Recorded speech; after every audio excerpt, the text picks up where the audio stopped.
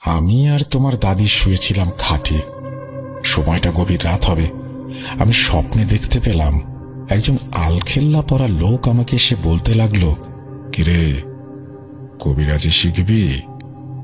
যদি শিখতে চাস তাহলে তোকে তোদের পাশের মসজিদের কবরে 15 দিন আর তোদের পাশের এলাকার গায়েবী মসজিদ থাকতে হবে 15 দিন। পারবি? আমি আটকা এইগুলো শুনে বললাম, কিসের কবিরাজি? তবে নাতি শোন, আমার অনেক আশা ছিল কবিরাজি করার, তবে সে আটকা বলার কারণে আমি তাকে ডাইরেক্ট মানা করে দেই। আর আমি বলছিলাম এগুলো আমাকে দিয়ে হবে না। রাগান্বিত কণ্ঠে কিছু বলার চেষ্টা করছিল, কিন্তু কিছু বলার আগেই আজান দিয়ে দিয়েছিল। আমারও ঘুম ভেঙে যায়। আমি ঘুম থেকে উঠে হাঁপাতে হাঁপাতে তোর দাদিকে সবকিছু বলি। তোর দাদি বলে, আরে এগুলো কিছু না, স্বপ্ন দেখেছ হয়তো, শুয়ে পড়ো তো। এইভাবে আমি টানা 4 দিন স্বপ্ন দেখেছিলাম। আমি সিদ্ধান্ত পাল্টাইনি, তবে আলখেল্লা পড়া লোকটা 4 দিন বলে গিয়েছিল তার কথাগুলো যদি না শুনি সে আবার আসবে এবং সে সময় ভয়ঙ্কর হিসেবে দেখা দেবে। এই কথা বলে সে চলে যায়। ঘটনা 2। স্বপ্নের ঘটনার কয়েক বছর পরের কথা। আমি একদিন রাতে আমাদের বাজার থেকে আসছিলাম। সেদিন চাঁদের আলো ছিল। আমি আমার সামনে দেখতে পেলাম কেউ একজন আমাকে পিচ করে রাস্তার মাঝখানে দাঁড়িয়ে আছে। আমি বললাম, এই যে ভাই, শুনছেন, রাস্তার মাঝখানে কেন দাঁড়িয়ে আছেন? কোনো কথা বলে না। সামনে থাকা লোকটা এরকম কয়েকবার বলার পরও যখন কোনো কথা বলছিল না, আমি বিরক্ত হয়ে বলতে লাগলাম, আরে কথা কি কানে যায় না নাকি? তখনই লোকটা আমার দিকে তাকিয়ে বলতে লাগলো, কিরে, তোর যদি এত তাড়া থাকে তাহলে যা। আমি যাওয়ার সময় লোকটার দিকে তাকিয়ে অবাক হয়ে গেলাম, কারণ যে লোকটি আমার সামনে দেখছি সে অন্য কেউ নয়। কয়েক বছর আগে স্বপ্নে দেখা লোকটা আমার সামনে দাঁড়িয়ে আছে। সেই লোকটি তখনই লোকটি আমার দিকে তাকিয়ে এমনভাবে হাসতে লাগলো, বাঘ যেন তার শিকার পেয়েছে। সে বলতে লাগলো, আমি তোকে বলেছিলাম না যে আমার কথা না শুনলে আমি ফিরে আসব? এখনো সময় আছে, আমি যা বলছি তাই কর। আমার এক কথা, আমার দ্বারা হবে না। এটা বলার সাথে সাথে লোকটা আমার উপরে ঝাঁপিয়ে পড়বে এমন একটা সময় কোনো এক লোকের হাতের স্পর্শ পেলাম কাঁধে। তাকিয়ে দেখি আমার বাড়ির এক চাচা। চাচা বললেন, কিরে, তুই এখানে কি করিস? আমি কত আগে থেকে তোকে ডাকছি, তোর কোনো সারা শব্দ নেই। কি হয়েছে তোর? কোনো সমস্যা? আরে দেখো না, সামনে একজন লোক দাঁড়িয়ে আছে, আমাকে যেতে দিচ্ছে না। কই, কোন লোক? চাচা তার হাতে থাকা হ্যারিকেনটা আগানোর সাথে সাথেই যেন লোকটা গায়েব হয়ে গেল। ঘটনা 3। দ্বিতীয় ঘটনার কয়েকদিন পর আমি আর তোর দাদি শুয়েছিলাম খাটে। মধ্যরাতে গরমের উষ্ণতায় আমার ঘুম ভেঙে যায়। উঠে দেখি আমি একটা জমির মাঝখানে শুয়ে আছি। আমি উঠে চারপাশে তাকিয়ে দেখি আগুন আর আগুন। তখনই দেখতে পেলাম এই আগুন থেকে এক লোক বেরিয়ে আসছে এবং আমার দিকে একটা আগুনের গোলা ছুঁড়ে মারে সে। এরপর আমার আর কিছু মনে নেই। আমি ঘুম থেকে উঠে দেখি আমি আমার বিছানায়, আমার পাশে অনেক লোক দাঁড়িয়ে আছে। আমি তোর দাদিকে বলতে লাগলাম, আমি এখানে কিভাবে? আমি তো জমিনে শুয়েছিলাম। তখন দাদি বলতে লাগলো, যখন ঘুম থেকে উঠি দেখি তোর দাদা বিছানায় নেই। বাড়ি তন্ন তন্ন করে খোঁজার পরেও যখন তোর দাদার খোঁজ পেলাম না, তখন আমি বাড়ির সবাইকে নিয়ে তোর দাদুকে খুঁজতে বের হই। খুঁজতে খুঁজতে তোর দাদাকে পাই একটা জমিতে শোয়া অবস্থায়। যে অবস্থায় পাই দেখলে মনে হয় কেউ যেন শোয়ায় রেখেছে। সবাই ধরাধরি করে তোর দাদাকে বাড়িতে নিয়ে আসি। এই বলে শেষ করলেন দাদি। আবারও বলতে শুরু করলেন, দাদা। এত ঘটনা ঘটার পরে আমি ডিসাইড করি আমি কবরে থাকব। আমি আমাদের মসজিদের কবরস্থানে 15 দিন থাকার কথা থাকলেও 6 দিন ছিলাম, কারণ বাড়িতে সমস্যা। আমাদের মসজিদের কবরস্থানে 15 দিন না থাকতে পারলেও গায়েবী মসজিদের কবরস্থানে 15 দিনই ছিলাম। গায়েবী মসজিদের কবরস্থানে আমার সাথে অনেক ঘটনা ঘটেছিল। যখন আমি রাতে কবরে শুয়ে থাকতাম, আমি বুঝতে পারতাম অনেক লোক যেন আমার উপর দিয়ে হেঁটে যাচ্ছে। শুধু একটা নয়, অনেক লোক, চিৎকারের আওয়াজ শোনা যেত তাদের। আমি ওইখানে এত বড় বড় সাপ দেখেছি আমার উপর দিয়ে যেতে, যা কোনোদিন দেখব বলে ভাবিনি। এই বলে দাদা তার সাথে ঘটে যাওয়া ঘটনাগুলো শেয়ার করলেন আমার সাথে। আমি দাদাকে বললাম, আচ্ছা দাদা, তুমি কবিরাজি সেটা শিখলে কিভাবে? দাদা বলতে লাগলো, লোকটার কথা মতো সবকিছু করার পর লোকটা আমার স্বপ্নে এসে আমাকে সবকিছু বলে যেত, আর এভাবেই সবকিছু আমি শিখে নিয়েছি। এই হচ্ছে আমার ঘটনা। আমি আশা রাখি অবশ্যই আপনি এই ঘটনাটি শ্রোতাদের পড়ে শোনাবেন এবং আমার দাদা অসুস্থ হয়ে 2021 সালের মে মাসের 18 তারিখ মারা যান। সবাই আমার দাদার জন্য দোয়া করবেন। আমার ঘটনাটি সিলেক্টেড হলে আমাকে জানাবেন। আমার কাছে আরও কিছু ঘটনা আছে, এই ঘটনা সিলেক্টেড হলে আমি ওইগুলো পাঠিয়ে দেব। ভালো থাকবেন। আল্লাহ হাফিজ। আসসালামু আলাইকুম রহমতুল্লাহি ওয়া বারাকাতুহু। এই বলে তিনি তার ঘটনা শেষ করেছেন। আমি বলবো যে এই যে জোরপূর্বক কাউকে কালো জাদুতে নিয়ে আসা বা ইনসিস্ট করা বা কালো জাদু করতেই হবে, এরকম টাইপের একটা ঘটনার মধ্যে দিয়ে তাকে যেতে হয়েছিল, এরকম একটা পরিস্থিতির মধ্যে দিয়ে যে তাকে যেতে হয়েছিল, এটা একটা বিশাল ব্যাপার। তো যাই হোক, তারপরেও তিনি সেখান থেকে ফিরে আসতে পেরেছেন, এটাই বড় কথা। এবং কবিরাজি কিন্তু তাকে শিখতে হয়েছে এবং কথা মেনে নিতে হয়েছে। কথা মেনে না নিলে হয়তো আরও ঝামেলা হতে পারত, বাট সেটা হয়নি, কারণ তিনি সেই স্বপ্নে দেখা লোকটির কথা মতো চলেছেন। কিন্তু তাতে করে নিজের নিশ্চয়ই অনেক, জীবনটা হয়তো অনেক অন্যরকম হয়ে গিয়েছিল। দেখা যাক আমাদের পরের ঘটনাটিতে কি বলছেন আমাদেরকে যিনি পাঠিয়েছেন তিনি। একসাথে দুটো ঘটনা বলে ফেলি। যিনি লিখছেন তার মতো করে আমি পড়ার চেষ্টা করছি। আমি আসব, আমি আবার ফিরে আসব, তবে প্রেমিকা নয়, ভয়ঙ্করী রূপে। আসসালামু আলাইকুম ভাইয়া, অনেক দিন যাবৎ আপনার অনুষ্ঠানের একজন নিয়মিত শ্রোতা। আজকে প্রথমবারের মতো আমার জীবনে ঘটে যাওয়া কিছু ঘটনা শেয়ার করতে যাচ্ছি। আপনি পড়ে শোনালে খুব খুশি হব। 2004 সাল, আমি তখন খুবই ছোট। আমাদের বাড়িটা ফরিদপুরের রাজবাড়িতে। বলে রাখা ভালো, আমার দাদা পেশায় একজন কবিরাজ। অনেক দূর দূরান্ত থেকে বিভিন্ন রোগী আসতো আমাদের বাড়িতে। আমার এক চাচাতো ফুপির বাড়ি ত্রিশাল। একদিন বাড়িতে ময়মনসিংহ হতে একজন ভূতে ধরা রোগীকে নিয়ে আসে তার বাবা মা।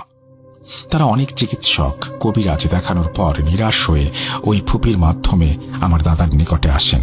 বলে রাখা ভালো, যেহেতু তারা অনেক দূর থেকে এসেছেন, তাই দাদি আমার মাকে তাদের থাকবার জন্য কাছারি ঘর খুলে দিতে বলেন।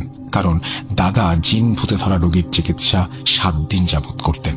চিকিৎসা চলাকালীন সময়ে দাদা বাচ্চারা তো দূর, কোনো নারীকেও সেখানে অ্যালাউ করতেন না। যে ছেলেটাকে নিয়ে ওনারা এসেছিলেন তার নাম তাওরাত, বয়স 22। যখন তাওরাতের বয়স 15 বছর, তখন সে এক অমাবস্যা রাতে তার বড় বোনের বাড়ি থেকে সাইকেলে করে নিজের বাড়িতে ফিরছিল। কিছুদূর আসার পর তার সাইকেলের চাকা পাংচার হয়ে যায়। ঘটনা শুরু এখান থেকেই।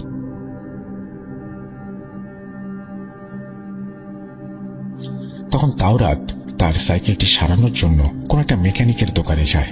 সেখানে যাবার পর সাইকেলের চাকায় পাম দিতে গিয়ে দেখে চাকাটি পাংচার হয়ে গেছে এবং চাকাটি খুলে তার ভেতর যে টিউব রয়েছে সেটা বদলে দিতে হবে।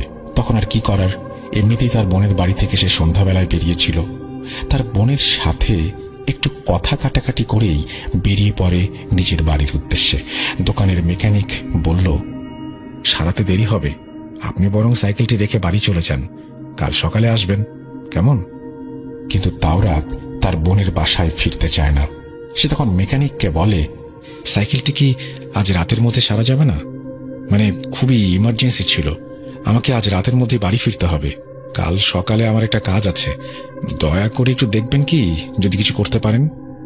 তাওরাতের কথা শুনে মেকানিক বলল, ঠিক আছে, আপনি ওখানে বসুন, আমি দেখছি কি করা যায়। মেকানিকের কথায় আশ্বস্ত হয়ে তাওরাত দোকানের সামনে পায়চারি করতে থাকলো।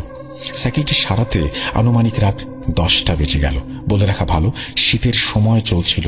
রাত 8টার পরেই তেমন লোকজন পাওয়া যায় না, রাস্তাঘাট প্রায় ফাঁকা থাকে। তার বোনের বাড়ি থেকে তার বাড়ির দূরত্ব প্রায় 3 ঘন্টা। কথায় বলে, জিদ হলে কোনো হুঁশ থাকে না, তাই সে একরকম এই শীতের মধ্যে কনকনে রাতে বেরিয়ে পড়েছে নিজের বাড়ির উদ্দেশ্যে। সে সাইকেলটি নিয়ে তার পথ চলা শুরু করলো। শীতের রাত, 3 ঘন্টা রাস্তা যেন বেড়ে গিয়ে অনেক লম্বা হয়ে গিয়েছে। পথ যেন ফুরোতেই চায় না। এদিকে রাত 12টা বেজে গেছে। অমাবস্যার ঘোর অমানিসায় পথঘাট চোখে দেখার জো নেই। বলে রাখি, তাওরাতের কাছে তখন কোনো মোবাইল ফোন ছিল না, কারণ এই ঘটনা যে সময়ের, তখন মোবাইল ফোনও এত অ্যাভেলেবেল ছিল না। তাওরাতের কাছে একটা ছোট্ট টর্চ লাইট ছিল, তার হাতে ছিল একটি ঘড়ি। শীতের রাত, অনেক ঠান্ডা পড়েছে, সেই সাথে কুয়াশাও পড়েছে বেশ, তাই পথঘাটগুলো অতটা ঠাহর করা যাচ্ছে না। তাওরাতের বেশ ঠান্ডা লাগছিল। তার গায়ে শীতের কোনো পোশাক ছিল না। কিছু দূর এগিয়ে যাওয়ার পর সে হঠাৎ দেখতে পেল একটি মাঠের মাঝখানে একটি দিঘি, এবং দিঘির পানি ঝলমল করছে। চারপাশে এত অন্ধকার, তাহলে দিঘির পানি কি করে ঝলমল করছে? ওইখানে তো আলোই বা ছড়ালো কে? সে যতই সব ভাবছে, তার মনের মধ্যে একটা ভয় জেঁকে বসছে। সে ঘড়ির দিকে তাকায়, দেখে রাত 12টা বেজে গেছে। এবার তাওরাতের অনেক ভয় করতে লাগলো। কিছুক্ষণ আগে সে দেখেছে 12টা বেজেছে, এখনো দেখছে ঘড়িতে ঠিক 12টাই বাজে। সে এতটা পথ চলে এলো, তবু সময় কেন বাড়লো না? কি করে এটা সম্ভব? বলে রাখি, তাওরাত ক্লাস 10-এ পড়ে। তারা 4 ভাই বোন। তাদের মধ্যে তাওরাত 3 নাম্বার, আর বাকি 3 বোনের থেকে সে দেখতে খুব সুন্দর, উজ্জ্বল এবং সুঠাম দেহের অধিকারী। তাওরাত সামনের দিকে তাকাতেই দেখে দিঘির পাড়ের উপর চলে এসেছে, এবং দিঘির পানির উপরে কয়েকজন ডানাওয়ালা সুন্দরী রমণী মনের আনন্দে উচ্ছ্বাস করছে। এগুলো দেখে তাওরাত কিছু সময়ের জন্য স্বস্তি ফিরে পেল। তার মধ্যে থেকে ভয় চলে গেল। সে ভাবতে লাগলো, ইস, ওখানে 7টা পরী ছিল, সবচাইতে ছোট যে পরীটি, সে তাওরাতের কাছে এগিয়ে এলো। তাওরাতের সৌন্দর্যে পরীটি বিমোহিত এবং তাওরাতকে বলল, তুমি যাবে আমাদের সাথে? বাকি 6 জন পরীকে বারবার ডাকছিল, ওরা মনুষ্য, ওদের মোহে পড়ো না। ওদের মোহে পড়লে আমাদের পিতা তোমাকে পরিত্যাগ করবে। তুমি আমাদের ছোট বোন, তোমার এরকম দশা হোক এটা আমরা কেউ চাই না, তুমি চলে এসো। কিন্তু 7ম পরী কোনোভাবেই তাওরাতকে ছাড়তে রাজি না। সে তখন তাদের বাবার ভয়ানক শাস্তির কথা স্মরণ করে যাবার সিদ্ধান্ত নিল, কিন্তু তাওরাতকে সে রেখে যাবে না। তাই সে তার মোহ দ্বারা তাওরাতকে বশীভূত করল। সকালবেলা আশেপাশে গ্রামের লোকজন এসে তাওরাতকে মাঠের মাঝখানে পড়ে থাকতে দেখল। না সেখানে কোনো দিঘি আছে, না সেখানে কোনো জলের ধারা। তার মানে কাল রাতে তাওরাত যেটা দেখেছিল সেটা শুধু কাল রাতের জন্যই ছিল। ঘটনায় ফিরে আসি। তাদের মধ্যে একজন তাওরাতের বাবাকে চেনে, তাই তিনি দৌড়ে গিয়ে তাওরাতের বাড়িতে খবর দিল, এবং তাওরাতের বড় ভাই ও মা এলো, এসে তাওরাতকে বাড়ি নিয়ে গেল। ওই ঘটনার পর তাওরাতের আর কোনো কিছুই ভালো লাগে না। দিন দিন কেমন উদাসীন হতে থাকে। 4 ভাই বোনের মধ্যে সবচেয়ে চঞ্চল এবং মেধাবী ছিল তাওরাত। দিন দিন তার এই করুণ পরিণতি দেখে তার দাদা দাদি অনেক চিন্তায় শয্যাশায়ী হলো। এদিকে সবাই ভেবেছিল হয়তো ঠিক হয়ে যাবে, সব ঠিকই আছে, আবারও আগের মতো সুস্থ স্বাভাবিক অবস্থায় ফিরে আসবে সে। কিন্তু তার কোনোটিই হলো না। 7টি বছর কেটে গেল। অনেক ফকির, দরবেশ, কাপালিক, ডাক্তার, বৈদ্য সবকিছু করেই কোনো ফল পেল না। তাওরাতের দাদি 2 বছর আগে গত হয়েছে। যাবার আগে তাওরাতের বাবাকে বলে যায়, তাওরাতকে কোনো জিন পড়িতে ধরেছে, কিন্তু তুই ওর সঠিক সন্ধান নিতে পারছিস না, সঠিক চিকিৎসা করাতে পারছিস না, ওকে ভালো কোনো কবিরাজের কাছে নিয়ে যা। তার সুবাদে তাওরাতের বাবা মায়ের সঙ্গে আমার ফুপির পরিচয়। বলে রাখি, তাওরাতের গ্রামে আমাদের ফুপির ননদের বিয়ে হয়, এবং তাওরাতের মা সম্পর্কে আমার ফুপির ননদের শাশুড়ির বোন হয়। তাই আমার ফুপি তার ননদের মুখে তাওরাতের এই ঘটনা শুনে ওনাদের আমার দাদার কাছে নিয়ে আসতে বলেন। যেহেতু 7 দিন ব্যাপী চিকিৎসা করা হবে, তাই এই 7 দিনের জন্য আমাদের কাছারি ঘরেই তাওরাতের পরিবার থাকতে লাগলো। 7 দিনে 2 দিন চলে গেল। দাদা কিছুই করতে পারছিলেন না ঠিক করে, ধরেই উঠতে পারছিলেন না আসলে তাওরাতের হয়েছেটা কি। চিকিৎসার 3য় দিন তাওরাতকে আবারও গ্রাম্য অঞ্চলের ভাষায় বলে ধারানি, অর্থাৎ ট্রিটমেন্ট বা থেরাপিও বলা যেতে পারে। থেরাপি দেবার সময় দাদা তাকে ধীরে ধীরে 7 বছর আগে ফিরে যেতে বলেন। তাওরাতও ধীরে ধীরে 7 বছর আগে ফিরে যায়। তার স্মৃতির পাতা উল্টে সে পূর্বে তার সাথে ঘটে যাওয়া ঘটনাটির বিবরণ জানায় দাদাকে, এবং ফাঁকে ফাঁকে তাওরাতের বাবা মার কাছ থেকেও দাদা বেশ কিছু তথ্য সংগ্রহ করেন। আরো 2 দিন কেটে গেল, কিন্তু তাওরাতের অবস্থার কোনো পরিবর্তন এল না। চিকিৎসার 5ম দিনের কথা বলছি। সেদিন এক আশ্চর্যজনক ঘটনা ঘটল। তার আগে বলে রাখা ভালো, তাওরাতের 2 ভাই বোনের বিয়ে সম্পন্ন হয়েছিল। বড় ভাই বিয়ে করেছেন, বড় বোনের তো বিয়ে হয়েছে, সেটা আপনাদের আগেই বলা হয়েছে। বাকি রইল তাওরাতের ছোট বোন, যে কিনা এই 7 বছর যেতে যেতে বিবাহযোগ্য হয়ে উঠেছেন। কিন্তু তাওরাতের এই ঘটনার কথা শুধু গ্রামেই নয়, আশেপাশের অনেক জায়গাতেই রটে গিয়েছিল, যার দরুন তাওরাতের ছোট বোনকে কেউ বিয়ে করতে চাইছিল না, এবং সবাই বলেছিল যদি তাওরাতের একটা বিয়ে দেয়া যায় তবেই সবাই বুঝবে তাওরাত সুস্থ স্বাভাবিক। কিন্তু তাওরাতকে বিয়ের কথা বললেই সে ভীষণ রেগে যেত, কখনো কখনো নিজের জীবন নাশ করার প্রয়াসও করত। এরকম অবস্থায় তার বাবা মা ভীষণ সংকটে পড়ে যান। ঘটনায় ফিরে আসি। চিকিৎসার 5ম দিন যে আশ্চর্যজনক ঘটনার কথা বলছি সেটি হলো, সেদিন দাদা তাওরাতের সামনে সেই 7ম পরীটিকে হাজির করলেন, যে তাওরাতের ঘাড়ে ভর করেছিল। দাদা তাকে প্রশ্ন করেছিলেন, তুমি কে? কেনই বা এই ছেলেটিকে বশীভূত করে রেখেছ? কি অপরাধ করেছে সে? আর কেনই বা তুমি ওকে ছেড়ে যেতে চাইছ না?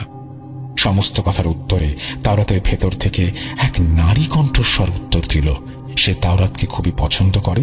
আজ 7টি বছর ধরে সে তাওরাতকে বিয়ে করেছে। ভাবতেই গা শিউরে ওঠে। এই 7টি বছর সে সংসার করেছে তাওরাতের সঙ্গে, তাই সে সংসার ভেঙে দিতে চায় না, এবং যদি কেউ তাকে বাধ্য করে তবে তার ভয়ঙ্কর পরিণতি হবে, এই বলে দাদাকে ভয় দেখানোর চেষ্টা করে। পরীটি দাদাকে আরো জানায়, আপনি কেন আমাদের মাঝে ঢুকতে চাইছেন? আমরা তো বেশ আছি, আর তাওরাতেরও অন্য কোনো বউ বা বিয়ের প্রয়োজন নেই। ও আমার সঙ্গে থাকবে যতদিন বাঁচবে। পরীর সাথে মানুষের প্রেম কি একটা আজব ঘটনা, তাই না? আসলেই এটা কি বাস্তব? সত্যি কি এমন ঘটনা ঘটে? যদি আমি এই ঘটনার সাক্ষী না হতাম তবে বুঝতে পারতাম না। চিকিৎসার প্রায় শেষ দিন, 7ম দিন। সেদিন রাতে আমার দাদা তার গুরু, মানে যার থেকে দাদা কবিরাজি রপ্ত করেছিলেন, তার বয়স আনুমানিক 80-র কোঠায় হবে, তাকে আমন্ত্রণ জানিয়েছিলেন। তিনি এসে দাদার সঙ্গে মিলিতভাবে একটা ফয়সালা করলেন। ফাইনালি পরীটি তাওরাতকে ছেড়ে যেতে বাধ্য হলো। যদিও সে ছেড়ে যেতে চায়নি, তাকে ছাড়ানো হলো। পরীটি যখন তাওরাতকে ছেড়ে চলে যায়, যেতে যেতে সে বলতে থাকে, এতদিন তোমরা আমার ভালো রূপটি দেখেছ, তবে এটা আমার শেষ যাত্রা নয়। আমি আসব, আমি আবারও আসব, হয়তো তখন কারোর সঙ্গে সংসার বাঁধতে নয়। তোমরা যারা আমার শত্রু হলে তাদের প্রত্যেকের জীবনকে দুর্বিষহ করে তোলার জন্য ভয়ঙ্কর রূপে আমি আবার ফিরে আসব। আমি ফিরে আসব। এই বলে পরীটি চলে গেল। তাওরাত সুস্থ স্বাভাবিক জীবনে ফিরে এলো। তারা 8ম দিন আমাদের বাড়ি থেকে বিদায় নিলেন, এবং তারা খুশি হয়ে দাদাকে অনেক দান দক্ষিণাও দিয়েছিলেন। যদিও তাদের ধন সম্পদের অভাব ছিল না, আমাদেরও যে কম কিছু রয়েছে তেমনও নয়। আমার দাদার একটা গুণ আছে, যদি কোনো বড় মিশন সাকসেসফুল হতো তবে তাদের থেকে তিনি কিছুই নিতেন না। তবে তাওরাতের বাবা মা যেটা দিয়ে গেলেন তা ছিল তার গুরু, যাকে তিনি আমন্ত্রণ জানিয়েছিলেন তাকে উৎসর্গ করা। ঘটনাটি বুঝি এখানেই শেষ হয়ে গেল, কিন্তু না, ঘটনার শুরু এখান থেকেই।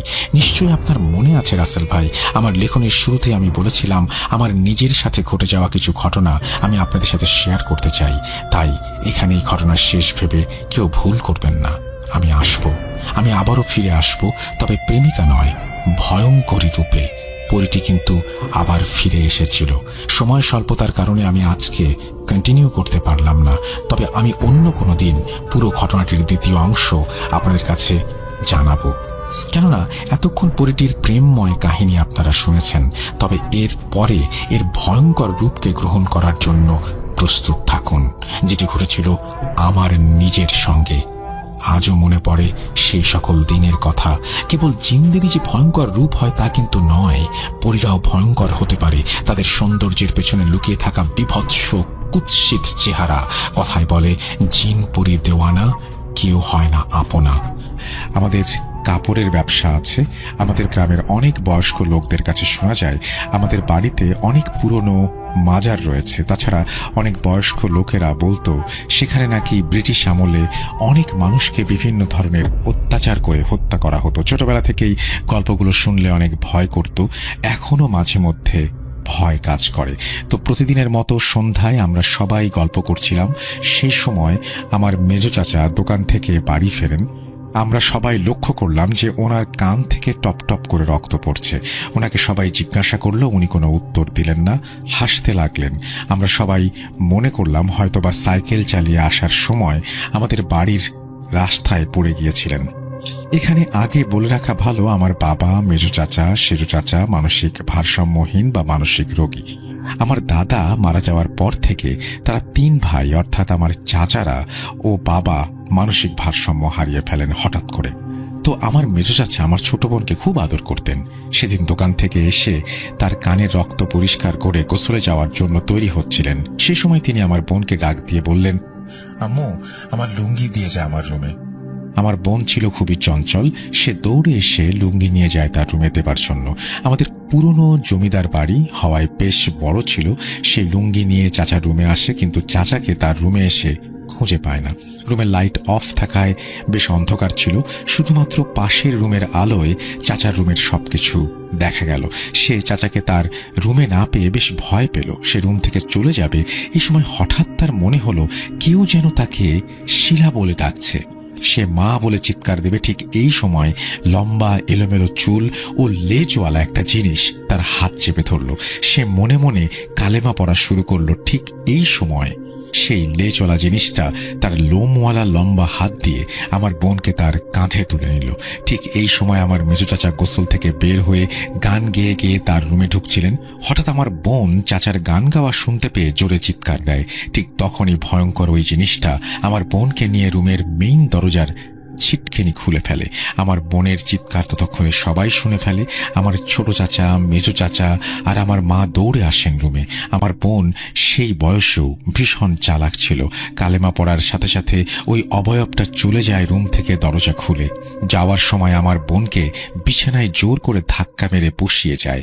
আমার বোন আল্লাহর নাম নিয়ে পশ্চিম দিকে সিজদা দিয়ে অন্ধকারের রুমে বসে থাকে, জোরে কান্না করতে থাকে। আর মা ও চাচারা রুমে এসে লাইট জ্বালিয়ে দেখে আমার বোন সিজদারত অবস্থায় কান্না করছে। চাচাদের দেখে আমার বোন কান্না থামায় এবং কিছুটা শান্ত হয়। আমার চাচার রুমের মেইন দরজা খোলা পাওয়া যায়। এই দরজা আমার 3 বছরের বোনের জন্য খোলা অসম্ভব। তো আমার দাদি এই কথাগুলো শুনে আমার বোনকে জমজমের পানি খাওয়ান। আমার দাদি খুব পরহেজগার একজন মানুষ। এরপর প্রায় 2 বছর কোনো সমস্যা হয়নি, কিন্তু 2 বছর পরে আমার বোন বিভিন্ন সমস্যায় ভুগতে থাকে। আরবি পড়তে বসলে শুধু চোখ বড় বড় করে তাকিয়ে থাকতো সবার দিকে, প্রায় সময়ই অকারণে ভয় পেত। একদিন আমাদের কাজের বুয়া একজন ভালো হুজুরের কথা বলেন আমাদের। আমরাও দেরি না করে হুজুরের কাছে যাই এই বিপদ থেকে মুক্তি পাওয়ার জন্য। ওনার কাছে যাওয়ার পরে তিনি আমার বোনকে 2টি তাবিজ এবং কয়েকটি আয়াতের কথা বলেন এবং বলেন এই আয়াতগুলো পড়ে আমার বোনের শরীরে সবসময় ফু দিয়ে দিতে। আস্তে আস্তে সবকিছু স্বাভাবিক হতে লাগলো। একদিন রাতে আমি ঘুমানোর সময় বিছানায় বসে বই পড়ছিলাম। ঠিক সেই সময় দেখি আমার বোন হিংস্রভাবে আমার দিকে তাকিয়ে আছে। আমি ভাবলাম হয়তো এমনিতেই মজা করে তাকে একটি ঝাড়ি মারলাম, সেও চলে গেল। আমিও দেরি না করে ঘুমিয়ে পড়লাম। হঠাৎ মাঝরাতে আমার ঘুম ভাঙলো। আমি দেখি কাত হয়ে শুয়ে আছি। পাশ পরিবর্তন করার জন্য আমি ডান দিকে ফিরলাম। সেই মুহূর্তের কথা আমার আজও মনে পড়ে। আমি চাই না এই দৃশ্য যাতে আর দেখি। দেখলাম আমার পাশে 100-রও ওপরের বেশি বয়স হবে এমন একজন বৃদ্ধা শুয়ে আছে। সেই ভয়ঙ্কর চেহারাটা দেখে আমি আর নিজেকে ধরে রাখতে পারলাম না। শরীরের যত শক্তি আছে সব শক্তি দিয়ে চিৎকার দিলাম। তারপরে আর কিছু মনে নেই। সকালে নিজেকে সেই হুজুরের বাড়িতে আবিষ্কার করলাম। হুজুর বললেন, আর কোনো ভয় নেই বাবু, আজকে রাত তোমাদের বাড়িটা বন্ধ করে দেব, যাতে করে কোনো ধরনের সমস্যা তোমাদের না হয়। উনি আমাকে বললেন, রাত্রে যাকে আমি বিছানায় দেখেছি এটি একটি খারাপ জিন, আমার বোনের কোনো ক্ষতি করতে পারেনি, তাই আমার ক্ষতি করতে চেয়েছিল। হুজুর আমার আম্মুকে বললেন, আপনারা বাড়ি চলে যান, আমি কিছু প্রস্তুতি নিয়ে আসছি, আর অবশ্যই 4টি পেরেক ও 7 পুকুরের পানি প্রস্তুত রাখবেন। এশার নামাজ পড়ে তিনি আমাদের বাড়িতে আসেন আরও 3 জন হুজুরকে নিয়ে। হুজুর কিছু সূরা পড়লেন ও 4টি পেরেক বাড়ির 4 কোণে মারলেন, আর বাকি 3 জন হুজুর আজান দিলেন। সেই সময় মনে হচ্ছিল যে আমাদের বাড়ির ওপর দিয়ে কাল বৈশাখী বয়ে যাচ্ছে। হুজুর বললেন, আমাদের বাড়িতে নাকি বহু পুরাতন মাজার আছে, কিন্তু তা কোনোদিন চিহ্নিত করা যাবে না। আলহামদুলিল্লাহ, এরপর থেকে আমাদের আর কোনো সমস্যা হয়নি। আমার নিজের মধ্যে এক ধরনের অন্যরকম অনুভূতি কাজ করে, ভালো লাগার অনুভূতি। এবং আমি নিজেও যখন ঘটনা শুনি, বিশেষ করে গ্রামের ঘটনা, তখন আমার চোখের সামনে সেগুলো আমি ভিজুয়ালাইজ করতে পারি। এই কারণে করতে পারি, গ্রামের অনেক বিষয় আমরা সচরাচর দেখে থাকি, যার কারণে সেই জিনিসগুলো আমাদের চোখের সামনে অনেকটা জীবন্ত হয়ে ওঠে। আর এবারের ঈদ স্পেশাল এপিসোডের এই ঘটনাটি গ্রামকেন্দ্রিক একটি ঘটনা। তবে ঘটনা শুরু করার আগে একটি মেসেজ আমি আপনাদেরকে দিতে চাই, প্রিয় লিসেনার্স। সেটি হচ্ছে যে আমি কিন্তু ভূত এফএম এর মাধ্যমে আপনাদের সামনে পরিচিত হয়েছিলাম। রাসেল ভাই বিভিন্ন সময় আমাকে বিভিন্ন ধরনের ঘটনার বিষয় আমাকে যখন বলতেন যে ভাই আপনি এটা এইভাবে বললে ভালো হবে বা এইটা একটু খেয়াল রাখবেন, তখন এইভাবে আস্তে আস্তে বলতে বলতে কিন্তু আপনাদের কাছে আমার একটা গ্রহণযোগ্যতার সৃষ্টি হয়েছে। এজন্য সর্বপ্রথম মহান আল্লাহ সুবহানাহু ওয়া তাআলার দরবারে শুকরিয়া আদায় করি, আলহামদুলিল্লাহ। তারপর যে মানুষটির প্রতি আমি কৃতজ্ঞতা জ্ঞাপন করব সেটি হচ্ছে আমাদের সকলের প্রিয় রাসেল ভাই। রাসেল ভাইয়ের অনুপ্রেরণা ছাড়া আমার মনে হয় না যে আমি যতটুকু আপনাদের কাছে গ্রহণযোগ্যতা পেয়েছি এই পর্যন্ত আমি আসতে পারতাম। এই কারণে আমার প্রথম পরিচয় কিন্তু আমি ভূত.com এর একজন স্টোরি টেলার, তারপরে অন্য পরিচয়। সুতরাং আশা করছি যে আমি আমার অবস্থানটা পরিষ্কার করতে পেরেছি। ভূত.com যতদিন আছে, রাসেল ভাই যতদিন এভাবে আপনাদেরকে ভয়ের গল্প নিয়ে আপনাদের সামনে হাজির হবেন, ইনশাল্লাহ আমি সব সময় ভূত.com এর সাথে আগে ছিলাম, এখনো আছি, ইনশাল্লাহ ভবিষ্যতেও থাকবো। আপনারা আমার জন্য দোয়া করবেন, রাসেল ভাই এবং রাসেল ভাইয়ের পরিবারের জন্য দোয়া করবেন, এবং ভূত.com এর সকলের জন্য দোয়া করবেন যেন আপনাদের সামনে এইভাবেই আমরা সত্য ভয়ের ঘটনাগুলো নিয়ে হাজির হতে পারি। তো কথা না বাড়িয়ে মূল ঘটনায় চলে যাচ্ছি। এই ঘটনাটি আমাকে দিয়েছে সৌমিত্র রয়। তার বাসা ঢাকার বাসাবো এলাকায়, আর ওর গ্রামের বাড়ি ফরিদপুর জেলার মধুখালী উপজেলার নওপাড়া ইউনিয়নের সীতারামপুর গ্রামে। আর এই ঘটনাটি তিনি যখন সংগ্রহ করেছেন সেই সময়টা ছিল 2016 সাল। তিনি এসএসসি পরীক্ষা দেওয়ার পরে যে মাঝখানে একটি সময় পেয়েছিলেন, ওই সময়ে তার পরিবারের সাথে তিনি তার যে নানাবাড়িতে গিয়েছিলেন এই নওপাড়া ইউনিয়নে, এই সীতারামপুর গ্রাম আর কি তার যেটা। আর এই নওপাড়া ইউনিয়নের পাশে আরো একটি গ্রাম রয়েছে, এটার নাম হচ্ছে রায়জাদাপুর গ্রাম। ঘটনাটি মূলত এই রায়জাদাপুর গ্রামকে কেন্দ্র করে। আর যার সঙ্গে ঘটনাটি ঘটেছিল তিনি একজন ভ্যান চালক। তো ঘটনাটি কিভাবে সংগ্রহ করেছেন এই বিষয়ে আমি খুবই সংক্ষেপে একটি কথা বলতে চাই। সেটি হচ্ছে যে ওই সময় যখন তিনি 2016 সালে এই সৌমিত্র রয় উনি যখন গিয়েছিলেন তার নানাবাড়িতে, তো নানাবাড়িতে যাওয়ার পরে বিকালের দিকে একটু কাজ করতে বা ঘুরতে উনি বের হতেন। তো ওইখানে কাছাকাছি মধুমতি নদী রয়েছে, সেই দিকে যেতেন। তো ওই কাছাকাছি একটা জায়গা রয়েছে যেটা মধুখালীর কাছে, এইখানে কিন্তু একটা রাস্তা রয়েছে, একটা যশোরের যে হাইওয়েটা, তো ওইখান দিয়ে যশোর খুলনা যাওয়া যায়, যশোর খুলনা হাইওয়ে বা মহাসড়ক যেটা। তো ওইখানে বাগাট নামক একটা জায়গা রয়েছে। আর বাগাটের মিষ্টান্ন দ্রব্য এটা সকলের খুব প্রিয়, স্পেশালি বাগাটের দইটা অনেকের কাছে প্রিয়। আমি নিজেও খেয়েছি, আপনারা অনেকে খেয়ে থাকতে পারেন। তো উনি ওই কিছু জিনিস, এই মিষ্টান্ন কিছু দ্রব্যাদি কেনার জন্য তার বাড়ি থেকে বলে দেওয়া হয়। তো উনি ওই জিনিসটা কেনার পর যখন যাচ্ছিলেন ওই সীতারামপুর গ্রামের দিকে, তখন যেই ভ্যানে উনি উঠেছিলেন এই ভ্যান চালকের নাম হচ্ছেন নয়ন। তো ওই নয়ন সাহেব যখন উনি যখন তাকে ডাকতেন, ওখানে আরো ভ্যান ছিল, তো নয়ন সাহেব আসলে এমন ভাবে তাকে ডেকেছিলেন খুব আন্তরিকতার সাথে যে তার ভ্যানে ওঠার জন্য। আর এটা সৌমিত্রের কাছে ভালো লেগেছিল। ওই ভ্যানে ওঠেন। তো ভ্যানে তো আরো যাত্রী প্রয়োজন ছিল, একজনকে নিয়ে গেলে তো পোষাবে না। তো সৌমিত্র রায় বলেন যে আমার তো একটু তাড়াতাড়ি যেতে হবে, সন্ধ্যা লেগে যাচ্ছে, আমাকে নিয়ে চলেন, আমি আপনাকে বসিয়ে দেব। তখন ওই নয়ন সাহেব তার ভ্যানে নিয়ে তাকে যখন ওই সীতারামপুর গ্রামের দিকে নিয়ে যাচ্ছিলেন, তখন যেহেতু একাই ছিলেন ওই ভ্যানে, তখন এই সৌমিত্র রায় ওই ভ্যান চালকের সাথে কথা বলছিলেন যে রাতের বেলা আপনি ভ্যান ট্যান চালান, ভয় টয় লাগে না? তখন তিনি বলেছেন, হ্যাঁ ভয় টয় তো লাগেই, আর এই কারণে আমি রাতের বেলা ভ্যান চালাই না, সাধারণত সন্ধ্যার পরে একটু চালাই, এরপরে বাসায় চলে যাই। আমার বাবা আগে চালাতেন, অনেক রাত পর্যন্ত ভ্যান চালাতেন, কিন্তু একবার ভয় পেয়ে উনি আর চালান না, আর তারপরে একটা ক্ষতি হয়ে গিয়েছিল ওনার। তো এই কথাটা শোনার পর সৌমিত্রের আগ্রহ জন্মে যে আসলে কি ঘটনাটি ছিল। আর প্রথম দিকে বলতে চান নাই ওই নয়ন সাহেব, তারপরে বলেছিলেন। সেই বিষয়টি আপনাদের সামনে এখন বলতে যাচ্ছি। প্রিয় লিসেনার্স, ঘটনার যেই সময়টা, মানে মূল যে সময়টা, এই সময়টা ছিল 1980 সাল, তখনও শুরু হয় নাই, এর ঠিক আগের দিকে, এক্সাক্ট সাল বলতে পারেননি, তবে 80 সালের আগে, মহান মুক্তিযুদ্ধের পরে, এর একটা মধ্যবর্তী সময়ে এই ঘটনাটি ঘটেছিল। ওই সময়ে এই নয়ন সাহেবের যিনি বাবা, উনি ভ্যান চালাতেন রায়জাদাপুর থেকে বাগাট পর্যন্ত আসতেন, আর বাগাট থেকে রায়জাদাপুর যেতেন। এই এতটুকু সীমানার মধ্যে তার ভ্যান চালানোর সীমাবদ্ধ ছিল। তার বাড়িও রায়জাদাপুর গ্রামের একটা জায়গায়। সেই গ্রামের ওই যে জায়গাটা, ওই জায়গাটার নামের শেষে পাড়া শব্দটা রয়েছে। তো ওটা কি পাড়া, এটা সৌমিত্র রায় মানে ভুলে গিয়েছেন, যার কারণে আমাকে বলতে পারেন নাই, যেটা নয়ন সাহেব বলেছিলেন আর কি। তো মূল গ্রামটা রায়জাদাপুর গ্রাম। তো রায়জাদাপুর থেকে বাগাট পর্যন্ত যাত্রীদেরকে নিয়ে আসতেন, আবার বাগাট থেকে যাত্রীদেরকে রায়জাদাপুর পর্যন্ত নিয়ে যেতেন।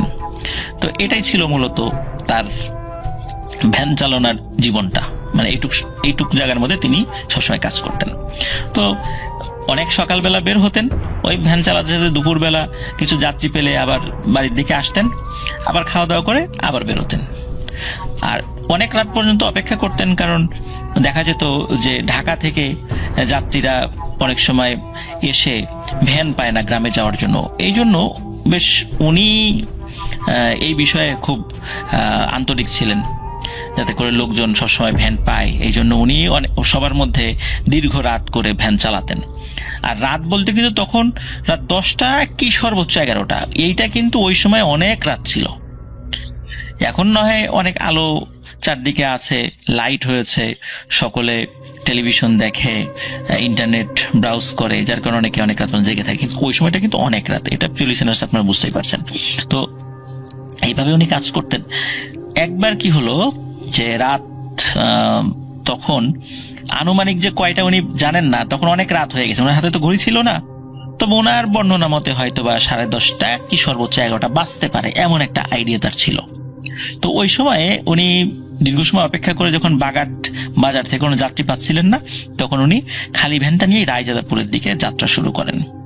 তো ওই যে রাস্তাটা, ওই রাস্তাটার ওই সময় এমন ছিল যে প্রায় 8-10 মিনিট ভ্যান চালালেও আশেপাশে কোনো ঘর বাড়ি দেখা যায় না, শুধু গাছ, রাস্তার দুপাশে ঝোপঝাড়। আর রাস্তা তখন পাকা ছিল না, মাটির রাস্তা ছিল। বর্ষাকালে ওই রাস্তা দিয়ে ভ্যান চালানো তো দূরের কথা, হাঁটাটাই অনেক কঠিন হয়ে যেত।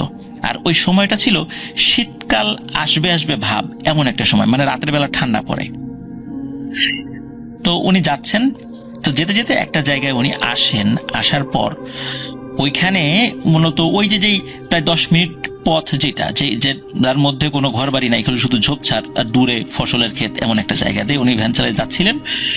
তো একটা জায়গায় যখন উনি আসেন চালাতে চালাতে, তখন উনি দেখতে পান রাতের বেলায়, আর সামান্য আলো ছিল, কারণ হচ্ছে ওনার ভ্যানের নিচ দিকে যে লোহার একটা দণ্ড ছিল, ওইখানে একটা হারিকেন বাঁধা থাকতো। ওই হারিকেনের আলো চারদিকে ছড়িয়ে পড়তো, মানে মৃদু আলো, সামনে অল্প একটু দেখা যায় এরকম আর কি। তো ওই সময় আকাশে চাঁদের আলোটা অত ছিল না, তারার আলো যতটুকু থাকে এমনি অন্ধকারে স্বাভাবিক যে আলো, ওই আলো এবং তার হারিকেন আলোতে মোটামুটি উনি দেখতে পান যে চাদর পরিহিত একটা মানুষ, লুঙ্গি পরা, চাদর দিয়ে মুখ ঢাকা, হেঁটে যাচ্ছে। তো উনি চিন্তা করেন যে লোকটার বাড়ি হয়তো বা কাছাকাছি হবে, আর ভ্যানে সে হয়তো বা উঠবে কি উঠবে না উনি নিশ্চিত না। তারপর উনি বেল বাজান, মানে ওনার ভ্যানে যে বেলটা ছিল ওই বেলটা বাজান, যাতে করে উনি টের পায় যে একটা ভ্যান আছে। আর তার যদি ভ্যানে ওঠার প্রয়োজনীয়তা দেখা দেয় তো তাকে ডাকবেন। তো উনি বেল বাজান, দেখলো যে ওই লোকটা কোনো ভ্রুক্ষেপ নাই। তো তখন এই নয়ন সাহেবের বাবা উনি চিন্তা করলেন যে সে মনে হয় ভ্যানে উঠবে না, উনি পাশ দিয়ে চলে যাচ্ছেন। কিছুটা পথ যাওয়ার ওর পেছন থেকে হঠাৎ করে এমন একটা কণ্ঠে বলে ওঠে যে এই দাঁড়া। শুধু এতটুকু বলেছে। কণ্ঠটা শুনে উনি চমকে ওঠেন। কারণ হচ্ছে মানুষের গলার স্বর ভেঙে গেলে বা ঠান্ডা লেগে গলার অবস্থা খারাপ হয়ে গেলে যেরকম শব্দ হয়, ঠিক এমন একটা ভয়েসে তাকে পেছন থেকে এভাবে ডেকে ওঠে যে এই দাঁড়া। দাঁড়ানোর মানে কথা বলতেই নয়ন সাহেবের আব্বা উনি দাঁড়িয়ে যান। উনি তো চাচ্ছিলেন যে কোনো মানুষ উঠুক, তো উনি দাঁড়িয়ে যান। দাঁড়ানোর পরে পেছন দিকে তাকান। পেছন দিকে তাকানোর পরে দেখে যে ওই লোকটা মাথার উপরে চাদর দেয়া, মুখ ঢাকা, সে ভ্যানের সামনের দিকে না বসে ভ্যানের পেছন দিকে বসে। সাধারণত ভ্যান খালি থাকলে আমরা কি করি, ভ্যানের সামনের যে অংশ, ভ্যান যিনি চালায় তার হাতের ডান পাশে এবং বাম পাশে একটা জায়গা থেকে ওখানে দুজন মানুষ বসা যায়। আমরা স্বাভাবিকভাবে সেই জায়গাগুলো ফিল আপ করার পর পেছন দিকে মানুষ বসে, তাই না? আমরা তো এইভাবেই বসে থাকি আর কি। তো ওই লোকটি সামনে আসে না, উনি পেছনে বসে। পেছনে বসে এমন ভাবে বসে, দুই পা ঝুলিয়ে দিয়ে, ভ্যানের পেছন দিকে দুই পা ঝুলিয়ে দিয়ে বসে।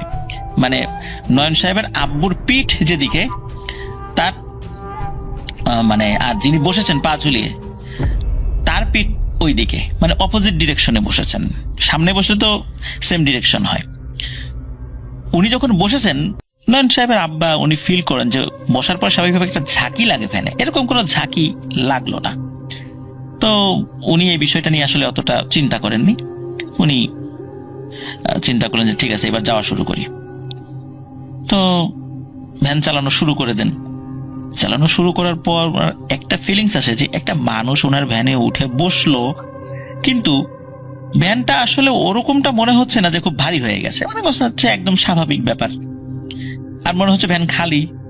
তো আসলে উনি চিন্তা করেন কি ব্যাপার, ভ্যান একজন মানুষ উঠলো, ভার লাগে না কেন? উনি মাঝে মাঝে পেছনে তাকিয়ে দেখছেন যে পিছনে লোক আছে কিনা। হ্যাঁ, পেছনে তো লোক আছে। তো উনি আবার ভেবেছেন যে এই লোকটার ওজন মনে হয় খুব হালকা, যার কারণে ওনার কাছে সেই ওয়েটটা মনে হচ্ছে না। কিন্তু এতটা হালকা হওয়া কি সম্ভব কিনা, এটা উনি ভাবছেন। ভাবতে ভাবতে একবার চিন্তা করেন যে আচ্ছা, এই লোকটা যাবেটা কোথায়, এটা তো একটু বলার দরকার তাকে।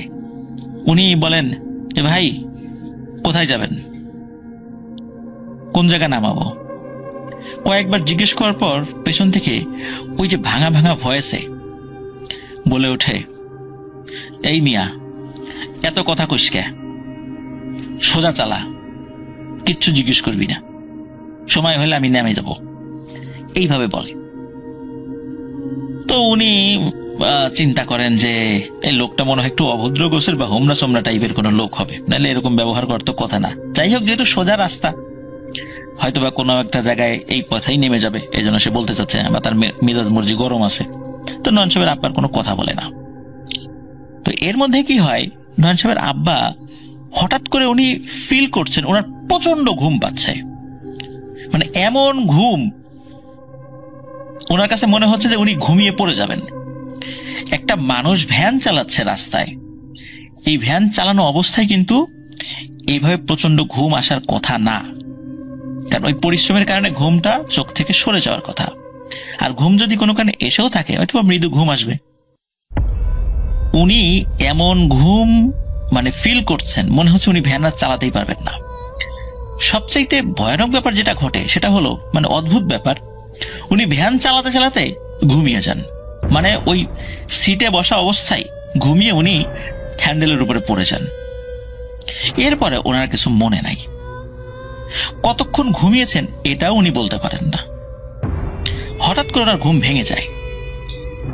ঘুম ভাঙার পর উনি মানে মাথাটা উঠান। উনি ফিল করেন যে হ্যাঁ, আমি এই ভ্যান, এই আমার যে হ্যান্ডেল ছিল ভ্যানের, এই হ্যান্ডেলের উপরই মাথা রেখে ঘুমিয়েছি। কিন্তু কতক্ষণ ঘুমিয়েছেন এটা বলতে পারেন না। ঘুম থেকে ওঠার পর ওনার চোখ, মানে আমরা ঘুম থেকে ওঠার পর চোখ খুলতেও তো একটু সময় লাগে, ওনার ওরকম মনে হচ্ছে উনি দীর্ঘ সময় ঘুমিয়েছেন। ঘুমান মানে ঘুম থেকে ওঠার পর উনি দেখেন যে উনি ঠিক ভ্যানের উপরই বসে আছেন। ঘুমিয়ে তো ভ্যান থেকে পড়ে যাওয়ার কথা, তাই না? নাহলে তো এই সিটের উপর একটা সরু জায়গা এভাবে বসে থাকার কথা না। কিন্তু উনি দেখেন উনি ভ্যানের উপরেই আছেন, ওই সিটের উপরেই আছেন, এবং ওনার 2 হাত ওই হ্যান্ডেলের উপরেই আছে। উনি চিন্তা করেন যে আচ্ছা ভ্যানের উপরেই আসি, ঘুমায় পড়ে গেলাম না, মনে হয় অল্প কয়েক সেকেন্ডের জন্য ঘুমিয়েছি, উনি এইটা মনে করেন। উনি ভ্যান মানে চালাবেন, হঠাৎ করে উনি ফিল করেন ভ্যান তো চলছে, কিন্তু উনি কিন্তু প্যাডেল মারছেন না, পা ওনার প্যাডেলের উপরে আছে, কিন্তু উনি প্যাডেল মারছে না, কিন্তু ভ্যান চলছে এবং ভ্যান অনেক দ্রুত গতিতে চলছে। উনি চিন্তা করেন যে এই এবড়ো থেবড়ো মেঠো পথ, এই পথে ভ্যান এত দ্রুত তো চলে না, আর খুব স্মুথলি চলছে, মনে হচ্ছে উড়ে উড়ে যাচ্ছে। এবং সত্যি উনি তাকিয়ে দেখেন যে ওনার ভ্যান মাটি থেকে 3-4 ফুট উঁচুতে, আর ওনার হারিকেনের আলোটা নিভে গেছে। যতটুকু আলো ছিল আকাশে, ওই আকাশের তারার আলো বা হালকা চাঁদের আলোতে উনি যতটুকু দেখেন, আকাশে কিছুটা মেঘ ছিল। তো উনি এই দৃশ্য দেখেন, এই দৃশ্যটা দেখে প্রচন্ড ভয় পান। তখন উনি কি মনে করে পেছন দিকে তাকিয়েছেন, আমার তো একজন যাত্রী ছিল, সেই যাত্রীটা কই। পেছন দিকে তাকিয়ে দেখেন ওই যে লোকটি পা ঝুলিয়ে বসেছিল, পিঠ মানে মাথা উল্টো দিকে দিয়ে, পিঠ তার পিঠের দিকে দিয়ে, এই লোকটি এখন ভ্যানের ঠিক মাঝখানে বসে আছে, তার দিকে মুখ করে, মানে উনি যেই দিকে ভ্যান চালাচ্ছেন ওই দিকে মুখ করে। স্বাভাবিকভাবে আমরা দেখি যে ভ্যানে যদি 5 জন লোক হয় বা 5 জনের অতিরিক্ত লোক হয়, আমরা কি করি, সামনে 2 জন পেছনে 2 জন বসার পরে 5ম ব্যক্তি ভ্যানের ঠিক মিডিলে বসেন। ঠিক ওইভাবে ওই লোকটি বসে আছে। উনি কিন্তু শুরুর দিকে তার চেহারার দিকে খেয়ালই করেননি, এবার পেছন দিকে তাকিয়ে তার চেহারার দিকে উনি দৃষ্টি দেন। ভালো করে বুঝতে পারেন না, তবে এতটুকু বুঝতে পারেন তার চোখ দুটি লাল টকটকে জলজল করছে, আর তার নাকটা হালকা দেখা যাচ্ছে স্বাভাবিক মানুষের নাকের মতোই। তো উনি পেছন দিকে তাকিয়েছেন, তাকানোর পর ওই জলজল চোখ দেখে বেশ ভয় পেয়েছেন। আর যখনই ওই অবয়বটা দেখেছে যে এই নয়ন সাহেবের আব্বা পেছন দিকে তাকিয়েছে, ওই অবয়বটি লাফ দিয়ে উঠে দাঁড়ায়, 1 লাফে উঠে দাঁড়ায়। মানে বসা থেকে 1 লাফে উঠে দাঁড়ানো, মানুষ যেভাবে ওঠে ঠিক সেভাবে না, মনে হচ্ছে লোকটা মানে শূন্যে উঠে দাঁড়ালো এরকমটা। তার পাটা ভ্যানের সাথেই লাগানো, সে উঠে দাঁড়ানোর সময় হালকা একটু ঝাঁকি অনুভূত হয় ওই ভ্যানে। এবং তখন ওই চাদরটি সে 2 হাতে খুলে ফেলে। চাদরটি খুলে ফেলার পর নয়ন সাহেবের আব্বা দেখে তার আকার আকৃতি সর্বোচ্চ 5 ফুট 6 কি 7 ইঞ্চি, মানে একটা স্বাভাবিক মানুষের উচ্চতা যেমন হয় ঠিক তেমন। তার শরীরটা স্বাভাবিক মানুষের মতোই, কিন্তু অন্ধকারে মনে হচ্ছে একদম কুচকুচে কালো। শরীর যে লোমশ বিষয়টা এরকম নয়, মানে স্বাভাবিক মানুষ কালো হলে যেরকমটা হয়। কিন্তু ভয়ানক যে ব্যাপার সেটা হচ্ছে ওই মানুষটি দাঁড়ানোর সাথে সাথে তার 2 পাশে 2টা পাখা সে মেলে দেয়, ঠিক পাখি যেভাবে 2 পাশে পাখা মেলে সেইভাবে। বিশাল বড় নাকি সেই 2টা ডানা, এবং এই 2টা ডানা মিলে সে ওই ভ্যান থেকে একটা উড়াল দিয়ে ভ্যানের উপর দিয়ে সোজা সামনে চলে যায়, সামনে গিয়ে অদৃশ্য হয়ে যায়। নয়ন সাহেবের আব্বা এই জিনিসটা দেখে, যখনই ওই জিনিসটা উড়াল দিয়ে সামনের দিকে চলে গেছে, তখনই ওই ভ্যানটি শূন্য থেকে ধপাস করে মাটির নিচে পড়েছে। তো মাটির নিচে না, উপরে পড়েছে আর কি। তো মাটির উপরে পড়ার সাথে সাথে ধরেন যে 4 ফুট উপর থেকে যদি ভ্যান মাটির উপর ঠাস করে পড়ে, তখন অবস্থা কি হয়, ওই ভ্যানটি কাত হয়ে পড়ে যায়, ভ্যানের চাকা বা কোনো জিনিসপত্র ভেঙে যেতে পারে, এটাই স্বাভাবিক। তো ভ্যানটি যখন ঠাস করে নিচে পড়েছে এবং পড়ার পরে এক পাশে কাত হয়ে যায়, আর নয়ন সাহেবের আব্বা ওই ভ্যানের নিচে পড়েন। উনি মাথায় প্রচন্ড আঘাত পান, এরপরে ওনার আর কিছু মনে নাই।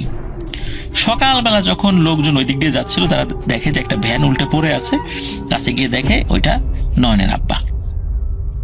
তখন তারা তাকে উদ্ধার করে বাড়িতে নিয়ে যায়, চেষ্টা তদবির করে ওনার সেন্স ফেরানো হয়।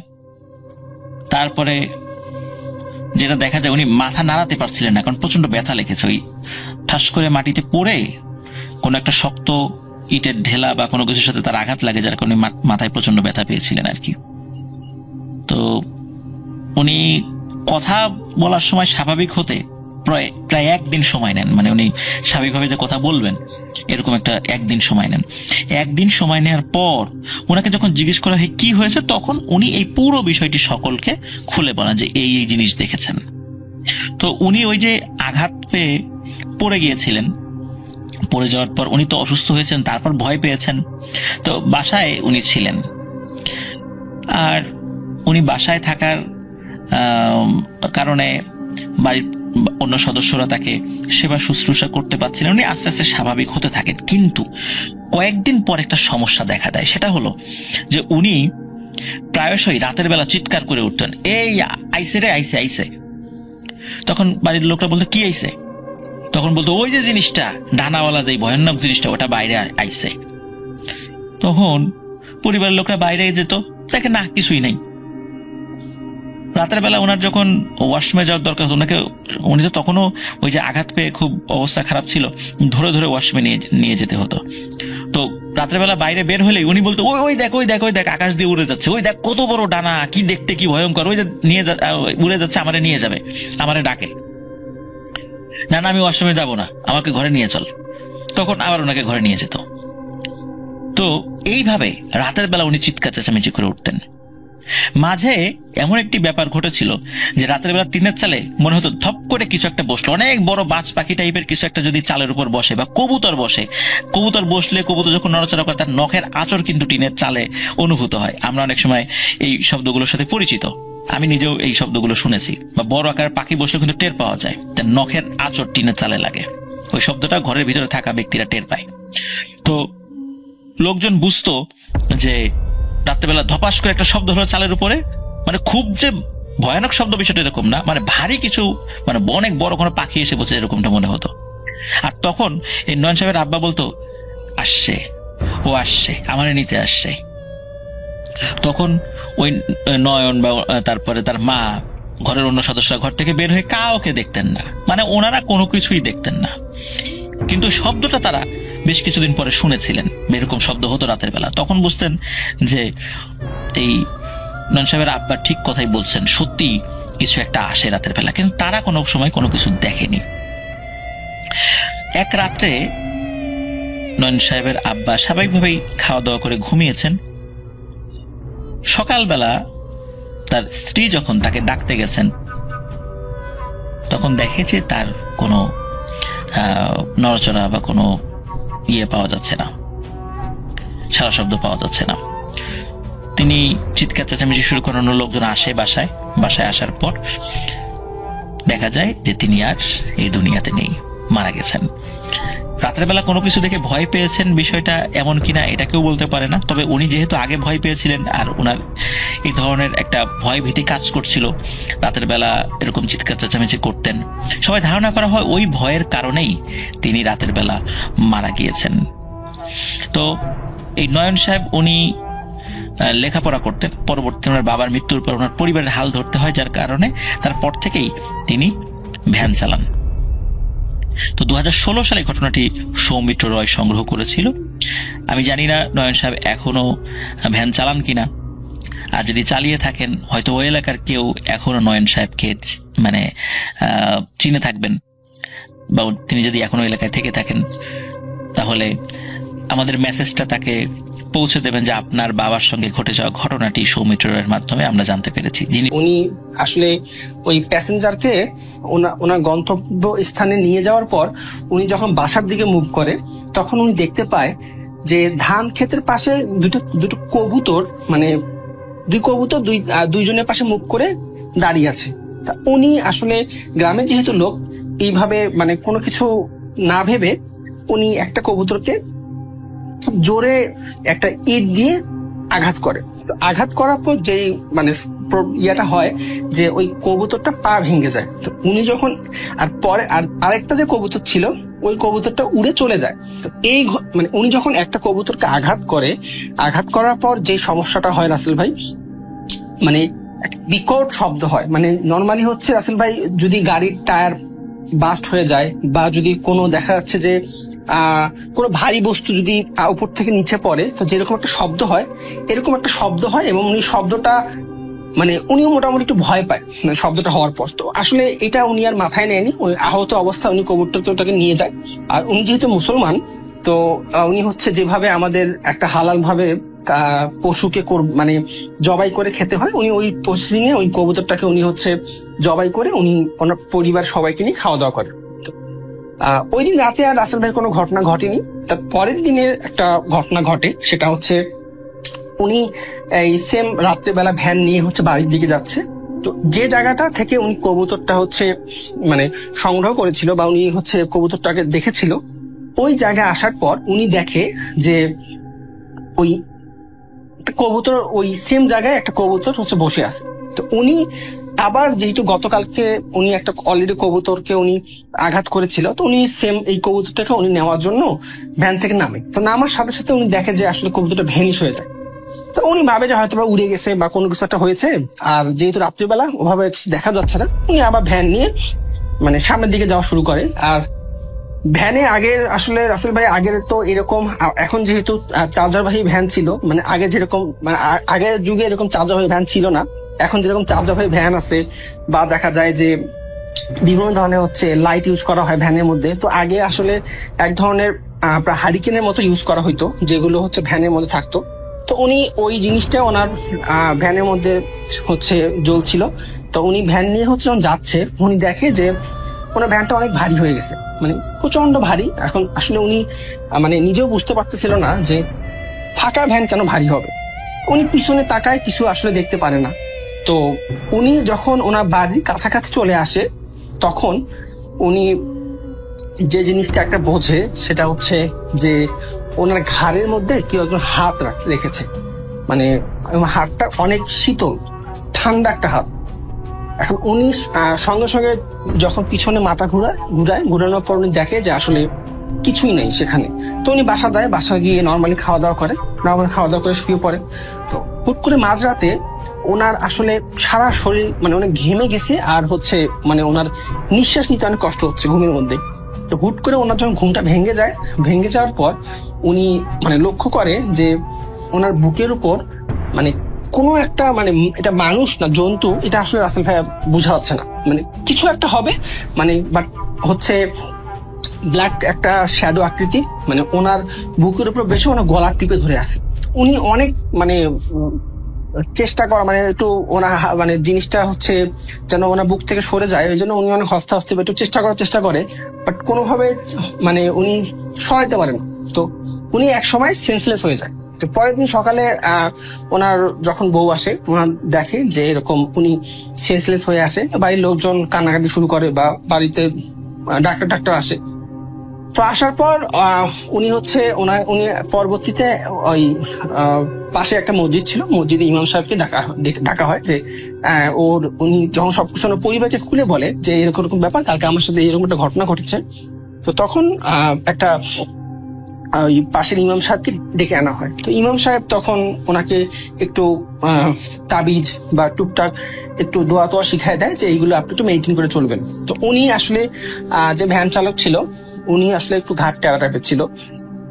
উনি আসলে এই সবে বিশ্বাস করতো না, যেটা আসলে মেনলি ব্যাপার হচ্ছে। আর আরেকটা ব্যাপার হচ্ছে উনি অনেক সাহসী ছিল। তো এখন উনি এইগুলো মেনটেন করতো না। তো এইভাবেই মানে দিনকাল ভালো যাচ্ছিল ওনার। তো তার কিছুদিন পর রাসেল ভাই যে ঘটনাটা ঘটে, সেটা হচ্ছে যে উনি ভ্যান নিয়ে বাড়ির দিকে যাচ্ছিল। তো ওনার বাড়িতে যাওয়ার সময় একটা বিশ্বরোড হচ্ছে ওনার পথে পড়ে। ওনার বাসা যখন উনি যায়, ওইখানে উনি দেখে যে দুইটা পুলিশ দাঁড়ায় আছে। তো ওই পুলিশ দুটো ওনাকে হাত দেখানোর পর উনি যখন পুলিশ দুটো সামনে চলে আসার পর উনি যেটা দেখে যে একটা লাশ মানে ওই পুলিশদের পাশে আছে। তো পুলিশরা বলে যে এরকম আমরা অনেকক্ষণ থেকে ওয়েট করতেছি, মানে আমাদের গাড়িটা এখানে আসার কথা, বাট গাড়িটা কোনোভাবে আসতেছে না, আর লাশটা অলরেডি অনেকক্ষণ হয়ে গেছে আর অনেক গন্ধ ছড়াই গেছে। তো আপনি একটু আমাদেরকে পুলিশ স্টেশনে লাশটা নিয়ে যান। তো ওনার হচ্ছে যে বাসা ছিল যেখানে, ওখান থেকে পুলিশ স্টেশনের দূরত্ব মোটামুটি প্রায় 2-3 কিলো ছিল। উনি প্রথমে রাজি হয় না। তো পরবর্তীতে ওনাকে বলে যে আপনি হচ্ছে এটা নিয়ে যান, আপনাকে আমরা একটু বেশি টাকা পয়সা দেবো। তো নর্মালি পুলিশ দুজনে হচ্ছে ভ্যানের মধ্যে উঠানোর পর হচ্ছে লাশটাকে নিয়ে হচ্ছে পুলিশ স্টেশনের দিকে রওনা দেয়। তো প্রথম আপনার হচ্ছে রাফিল ভাই 15-20 মিনিট ভালোই ছিল, কোনো সমস্যা হয়নি। তো তার কিছুক্ষণ পর উনি দেখে যে পিছন থেকে মর্মর মানে এক ধরনের যেরকম হচ্ছে মাছের কাঁটা যদি বিড়াল খায় বা যদি হাড় হচ্ছে বিড়াল খায় যেরকম একটা শব্দ হয়, তো এরকম একটা শব্দ হচ্ছে। তো উনি পিছনে মানে ভ্যানটাকে একটু সাইড করে মানে উনি যখন পিছনে তাকায়, এটা আসলে দেখার পর রাসেল ভাই উনি অনেক হচ্ছে একজন সাহসী লোক ছিল, বাট এটা দেখার পর উনি একদম নার্ভাস হয়ে যায়। উনি দেখে যে দুইটা পুলিশ ছিল, ওই দুইটা পুলিশের একদম মানে নাড়ি ভুড়ি বা একদম বুক পুরা চিরে ওই লাশটা হচ্ছে দুইজনের মানে আপনার হচ্ছে শরীর খাচ্ছে। তো এটা দেখে উনি এতই ভয় পায়, উনি আসলে ওখানে সেন্সলেস হয়ে পড়ে যায়। তো এখন উনি সেন্সলেস হয়ে পড়ে যাওয়ার পর পরের দিন গ্রামের লোকজন যখন ওনাকে দেখে, যেহেতু উনি ওখানকার স্থানীয়, ওনাকে নিয়ে নিকটতম হাসপাতালে নিয়ে যাওয়ার পর প্রায় 2-3 দিন পর ওনার জ্ঞান ফেরে। তো জ্ঞান ফেরার পর উনি এই ঘটনাটা আসলে ওনার পরিবারকে বলে। এখন এবং কিন্তু এখানে রাসেল ভাই যে ব্যাপারটা হয় সেটা হচ্ছে যে উনি এই মানে ওনার চোখে এরকম একটা ভয়ঙ্কর ঘটনা দেখার পর উনি আসলে ওই দিন রাতে উনি স্ট্রোক করছিল। তো মাঝখানে ওনার চিকিৎসার পর উনি আসলে রাসেল ভাই মানে মারা যায়, মানে একটা সময় হচ্ছে উনি মারা যায়। তো পরবর্তীতে ওনার পরিবারের লোকজন জাস্ট কিউরিওসিটির জন্য যে কেন ওনার সাথে এরকম ঘটলো বা কি জন্য হয়েছে এটা জানার জন্য একজন কবিরাজের শরণাপন্ন হয়। ওই কবিরাজের কাছ থেকে জিজ্ঞেস করে যে এরকম ব্যাপার ওনার সাথে কেন হয়েছিল। তো কবিরাজ ওখানে যে কাহিনীটা বলে এটা হচ্ছে ওখানে যে 2টা কবুতর ছিল, ওই কবুতর 2টা হচ্ছে জিন ছিল, 2টা কবুতরের জিন ছিল। তো একটা কবুতরকে আঘাত করার ফলে মানে ওই যে কবুতরটাকে উনি হচ্ছে মানে বাসায় নিয়ে যায়, ওই কবুতরটা আসলে একটা বাচ্চা জিন ছিল। তো বাচ্চা জিন থাকার কারণে ওই কবুতরটার হচ্ছে ওই রকম শক্তিটা একটু কম ছিল অন্যান্য হচ্ছে প্রাপ্তবয়স্ক জিনদের থেকে। তো ওই বাচ্চা জিনটা ওইখানে আঘাত পাওয়ার পর যখন কবুতরটাকে হচ্ছে মানে জবাই করা হয় খাওয়ার জন্য, তো ওই জিনটার হচ্ছে জীবনটা কবুতরের সাথেই ছিল। তো ওই কবুতরটা যখন মারা যায় তখন ওই জিনটাও মারা যায়। তো তখন ওই মানে ওই কবুতরের সাথে আরেকটা যে কবুতর ছিল ওইটা ছিল হচ্ছে আরেকটা জিন, ওটা প্রাপ্তবয়স্ক একটা জিন ছিল। তো ওই জিনটা আসলে মূলত হচ্ছে এই ভ্যান চালককে হচ্ছে বিভিন্নভাবে ভয় দেখাইছে। তো উনি ভয় দেখানোর পর যখন উনি কোনোভাবে ভয় পাইতো না, মানে জিনটার আসলে মেইন হচ্ছে অ্যাম্বিশন ছিল যে কোনো না কোনো ভাবে ক্ষতি করা। ঘটনাটি মূলত যার সঙ্গে ঘটেছে তিনি ওই সৌমিত্র রায়েরই পরিচিত এক দাদা হন, উনি হিন্দু ধর্মাবলম্বী।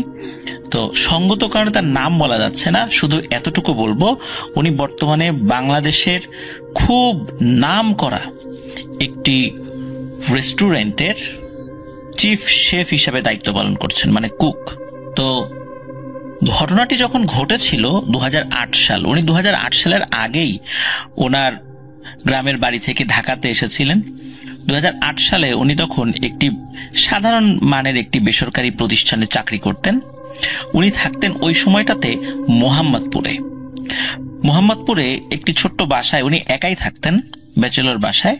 ওনার সাথে কোনো রুমমেট ছিল না। সকালবেলা উনি অফিসে চলে যেতেন, নাস্তা বা দুপুরের খাবারটা উনি বাইরে সারতেন, রাতের বেলা উনি নিজে রান্না করে খেতেন। তো এইভাবেই চলছিল দিন। তো 2008 সালের একদম শেষ দিকে, তখন মানে ঠান্ডা পড়বে ভাব, অক্টোবরের শেষ দিকে নভেম্বরের শুরু, এমন একটা সময় আর কি। তো উনি ওই দিন অফিস থেকে বাড়িতে আসতে আসতে বেশ দেরি হয়ে যায়, মোটামুটি রাত 12টা 12:30 বেজে যায় আর কি। তো আসার পরেই প্রথমে যে কাজ সেটি হচ্ছে যে ওনাকে রান্নার প্রক্রিয়া তো শুরু করতে হবে, কারণ উনি বাইরে থেকে আর খেয়ে আসতে পারেন নাই। কারণ উনি যখন রাতের বেলা ফিরছিলেন তখন ওনার বাসার আশেপাশে অনেক রেস্টুরেন্টগুলোই বন্ধ হয়ে গিয়েছিল, যার কারণে উনি বাইরে থেকে মানে খেয়ে আসতে পারেন না। উনি চিন্তা করেন যাক প্রতিদিন যেহেতু বাসায় রান্না করি, বাসায় আজকেও রান্না করব, দেরি হয়েছে তাতে কি।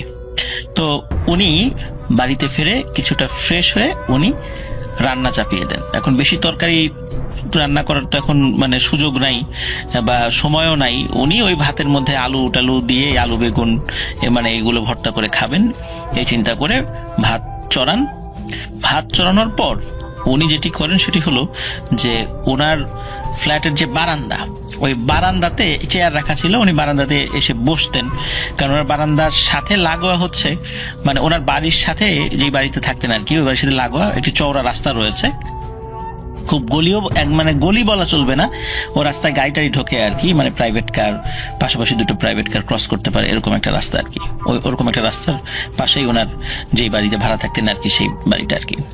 তো উনি ওই বারান্দায় এসে বসেছেন। বসে উনি চিন্তা করছেন যে একটু ফোনে পরিবারের সাথে একটু কথা বলি বাড়িতে, দেশের বাড়িতে। দেশের বাড়ির লোকজন মানে এত রাত্রে জেগে থাকার কথা না, তারপর জরুরি প্রয়োজন ছিল কথা বলার, তো উনি কথা বলছেন। তো কথা বলছেন, কথা বলতে বলতে হঠাৎ করে মানে উনি দেখতে পান যে এই যে নিচের যে রাস্তা, ওই রাস্তার দুপাশে ল্যাম্পপোস্ট ছিল, ল্যাম্পপোস্টের আলো ক্ষীণ ছিল, মানে দীর্ঘদিন লাইট যদি আলো বিকিরণ করতে করতে অনেক সময় দেখা যায় যে আলোর পরিমাণটা কমে গেছে, ওই রকম ছিল আর কি, আলোটা হালকা আলো। তো উনি ওই হালকা আলোতে দেখছিলেন বেশ লম্বা একজন মহিলা, লম্বা বলতে খুব অস্বাভাবিক রকমের লম্বা, বিষয়টা এরকম নয়, ম্যাক্সিমাম 6 ফুট হবে এরকম একজন মহিলা, লাল শাড়ি পরা, বধূ বেশে লাল শাড়ি, বিষয়টা এরকম নয়, এমনি সাধারণ একটি লাল শাড়ি পরা বলে মনে হচ্ছে আলোতে, আর মাথায় ঘোমটা দেয়া। তো সে কি করছে, ওই রাস্তার এক পাশ থেকে আর এক পাশ পায়চারি করছে এবং খুব দ্রুত গতিতে হাঁটছে। প্রথম দিকে উনি মোবাইলে কথা বলতে বলতে অতটা ভালো বুঝতে পারেননি, মনে করছে এটা স্বাভাবিক, কেউ হয়তো বা প্রয়োজনে দ্রুত হাঁটছে। আবার চিন্তা করেছিলেন যে অনেক সময় যারা ডায়াবেটিসে আক্রান্ত হয় আর কি, তো তারা বিশেষ করে মহিলারা বাড়িতে যখন রাস্তাঘাটের লোকজন বেশি থাকে, ওনারা হাঁটাহাঁটি করতে বেশ আনইজি ফিল করেন, রাতের বেলা অনেক সময় তারা হাঁটাহাঁটি করেন এবং বেশ দ্রুত গতিতে হাঁটতে হয়। উনি মনে করেছেন এরকম কেউ হয়তোবা। তো উনি কথা বলছেন, মাঝে মাঝে চোখ চলে যাচ্ছে এরকম দ্রুত গতিতে হাঁটা, মানে যিনি হাঁটছেন তার দিকে। তো একটা পর্যায়ে ওনার মোবাইলের কথা বলা শেষ হয়ে যায়, কথা বলা শেষ করে উনি ফোনটা পাশে রাখেন, তখন উনি বসেছিলেন, এরকম হয়ে গেছে প্রায় 15 মিনিট হয়ে গেছে। তো 15 মিনিট ধরে যে ওই যে মহিলা হাঁটাহাঁটি করছে এই বিষয়টা উনি মাঝে মাঝে তাকিয়েছেন, আর ওনার কনসেন্ট্রেশনটা ছিল তো যে ফোনে কথা বলছেন পরিবারের সাথে। তো উনি ফোন রেখে দেওয়ার পর উনি চিন্তা করছেন যে আচ্ছা এই মহিলা এবার একটু দেখি এইরকম করে হাঁটাহাঁটি করছে কেন, এটা তো খুব স্বাভাবিকভাবে হাঁটা না, কারণ যারা ব্যায়ামের জন্য হাঁটেন তাদের হাঁটার একটা ধরন আছে, কিন্তু এনাকে দেখে স্বাভাবিক বলে মনে হচ্ছে না। উনি ভালো করে তার দিকে তাকান, উনি দেখতে পান যে মানুষ হেঁটে গেলে হাঁটার সময় শরীরের এক ধরনের মুভমেন্ট হয়, যেটা স্বাভাবিক, পুরুষ হোক মহিলা হোক। কিন্তু এই মহিলা যে এত দ্রুত হাঁটছে, মনে হচ্ছে সে হাঁটছে না, সে ভেসে ভেসে যাচ্ছে, একবার এপাশ একবার ওপাশ, রাস্তার এই মাথা ওই মাথা, রাস্তায় ওই সময় কোনো লোকজন নাই। আর তখন বেশ রাত, উনি রাত 12:30 বাসায় আসছেন, আবার রান্না চড়িয়েছেন ফ্রেশ হয়ে, তো মোটামুটি রাত তখন বেশ অনেকই বাজে, রাস্তাঘাটের লোকজন নাই কেউই, মাঝে মাঝে দু একটা কুকুরের ঘেউ ঘেউ শব্দ শোনা যাচ্ছে নিচ থেকে, এছাড়া আর কোনো সারা শব্দ নেই। তো উনি চিন্তা করলেন ধুর, এই মহিলা হাঁটছে হাঁটুক, এগুলা দেখে আমার লাভ কি। তো উনি একটা সিদ্ধান্ত উপনীত হন যে এই মহিলাটা স্বাভাবিক কোনো মহিলা না, এটা কোনো একটা পাগলি হবে, তাছাড়া এরকম অস্বাভাবিক রকমের হাঁটাহাঁটি কেউ করে না।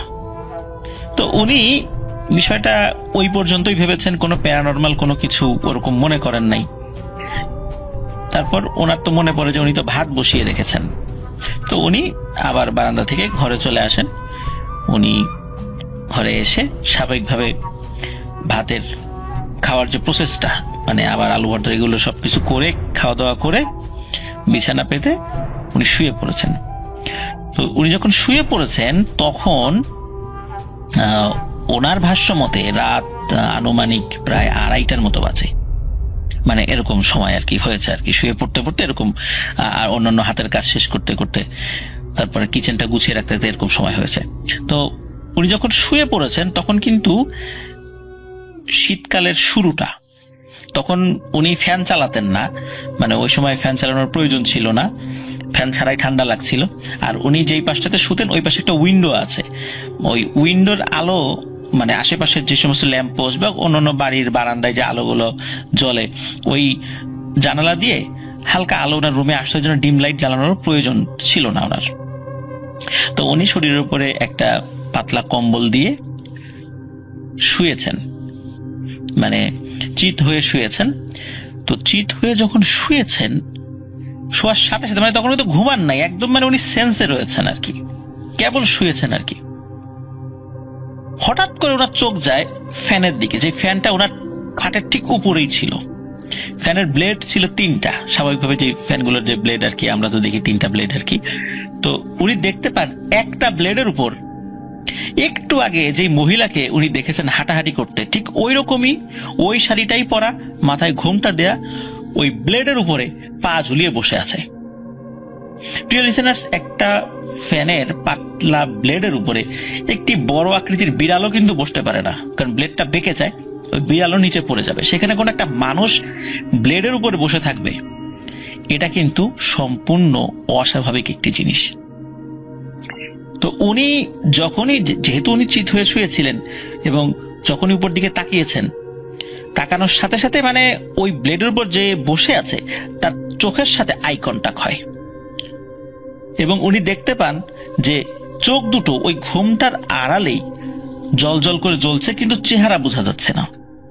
এবং যখনই আই কন্টাক্ট হয়েছে 1 কি 2 সেকেন্ড, এর পরপরই শাঁ করে ওই উপর থেকে, ওই ব্লেডের উপর থেকে ওই মহিলাটা একদম উড়ে এসে ওনার বুকের উপর ধরাম করে বসে। তো যখন বসে তখন উনি অতটা ভারী, মানে উপর থেকে যে এসে পড়েছে ওই রকম ভার ওনার অনুভূত হয়নি, মনে হয়েছে দমকা একটা বাতাস এসে ওনার বুকের উপর এসে বসেছে এবং বসে যে কাজটি করেছে ওনার গলা চেপে ধরেছে। এখন আচমকা এই জিনিসটা হওয়ার সাথে সাথে উনি প্রচন্ড ভয় পেয়েছেন। উনি বেশ সাহসী মানুষ ছিলেন এবং এতটা সাহসী মানুষ ছিলেন যে গ্রামে অনেক সময় বিভিন্ন বন্ধু বান্ধবদের সাথে বাজি ধরে বিভিন্ন সাহসী কর্মকাণ্ড করতেন, আর রাত বিরেতে হাঁটা চলা ওনার জন্য কোনো ব্যাপারই ছিল না। তো উনি যতই সাহসী হন না কেন, হঠাৎ করে ব্লেডের উপর এরকম একজন মানুষকে বসে থাকতে দেখা, তারপরে আবার এরকম উড়ে এসে তার বুকের উপর বসে পড়ে এবং তার গলা চেপে ধরা, এই বিষয়টা তাকে হঠাৎ করেই ভয় পাইয়ে দেয়। আর যখন এই কাজটি হচ্ছে তখন উনি হাত দুটি ছাড়ানোর জন্য চেষ্টা করছেন। উনি যখন ওনার 2 হাত দিয়ে ওনার গলায় চেপে ধরা হাত দুটি ধরেছেন, ছাড়িয়ে নেওয়ার জন্য, উনি অদ্ভুত রকমের একটা অনুভূতি ওনার শরীরের মধ্যে উনি ফিল করেন নাকি, এই অনুভূতিটা ফিল করেন। উনি বুঝতে পারেন যে উনি যে হাতটা ধরেছেন এটা আসলে হাতই না, মনে হচ্ছে উনি বাতাসের মধ্যে হাত ঢুকিয়ে দিয়েছেন, একটা বায়বীয় একটা অবয়ব হচ্ছে ওই হাত। অথচ এই শক্ত হাতটি ওনার গলা চেপে ধরেছে, কিন্তু ওই যখন উনি ওই হাতটি চেপে ধরতে গিয়েছেন ওই হাতটি একটা বায়বীয় হাত। এরপরে উনি ওনার 2 হাত দিয়ে ওই যে ওনার বুকের উপর বসে থাকা যে অবয়বটি শাড়ি পরা, তাকে জাপটে ধরে ওনার বুকের উপর থেকে সরানোর চেষ্টা করতে গিয়েছেন। যখন 2 হাত দিয়ে তাকে জাপটে ধরতে গিয়েছেন তখন দেখে আরে এটা তো কোনো অবয়বই না, এটা একটা বায়বীয় জিনিস। ওনার হাত ওই অবয়বটি শরীরের ভিতর দিয়ে চলে যাচ্ছে। এখন উনি কি করবেন? ওদিকে ওনার নিঃশ্বাস কিন্তু অলরেডি বন্ধ হয়ে গেছে, আর অল্প কিছুক্ষণ থাকলে ওনার মৃত্যু অনিবার্য অবস্থায় উনি একটু সাহস সঞ্চয় করে উনি ওনার নিজের শরীরটাকেই বাঁকিয়ে ফেলেন এবং বাঁকিয়ে একটা শরীর ওনার শরীরটাকে একটু ঝাড়া দেওয়ার চেষ্টা করেন। যখন ঝাড়া দেওয়ার চেষ্টা করেছেন তখন ওনার শরীরের উপর থেকে ওই জিনিসটা খাটের এক পাশে পড়ে গেছে। পাশে বলতে ওনার তো সিঙ্গেল চৌকি ছিল, খাটের নিচে পড়ে যায়। নিচে পড়ে যাওয়ার পর উনি দেখতে পান ওই জিনিসটা হামাগুড়ি দিয়ে খাটের নিচে ঢুকে গেল এবং খাটের নিচে ঢুকে ওনার পা যেদিকে ছিল ওই দিক দিয়ে বের হয়ে আবার হামাগুড়ি দিয়ে ওনার বুকের উপর এসে ধরাম করে বসেছে, বসে আবার ওনার গলা চেপে ধরেছে। উনি এবারও ধস্তাধস্তি করার চেষ্টা করেন, কিন্তু এবারও দেখেন যে তার অবয়বটা বায়বীয় অবয়ব, ওনার সাথে কোনোভাবে পেরে উঠছে না।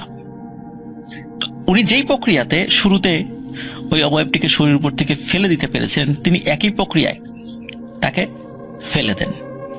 ওই অবয়বটি আবারও চোখের নিচে ঢুকে যায়, এবার তার মাথার সাইড দিয়ে বের হয়, চোখের ওই সাইডটা দিয়ে বের হয়ে আবার তার বুকের উপর এসে বসে। এবার আর শুধু গলা চেপে ধরেছে বিষয়টা এরকম না, তার শরীরটাকে খামচা দিতে থাকে। উনি ফিল করেন ওই অবয়বটার হাতের নখগুলো বেশ ধারালো, এবং ধারালো ওই নখ দিয়ে তার শরীরটাকে সে ক্ষত বিক্ষত করছে। তো উনি ওনার জায়গা থেকে সর্বোচ্চ চেষ্টা করছেন। আর উনি যেই তন্ত্রমন্ত্র জানতেন, ওনার ধর্মের যেই তন্ত্রমন্ত্রগুলো, সেগুলো উনি পাঠ করছেন। কিন্তু ওই যে অবয়বটি, এই অবয়বটির এখান থেকে সরে যাওয়ার কোনো নাম নিশানা নেই।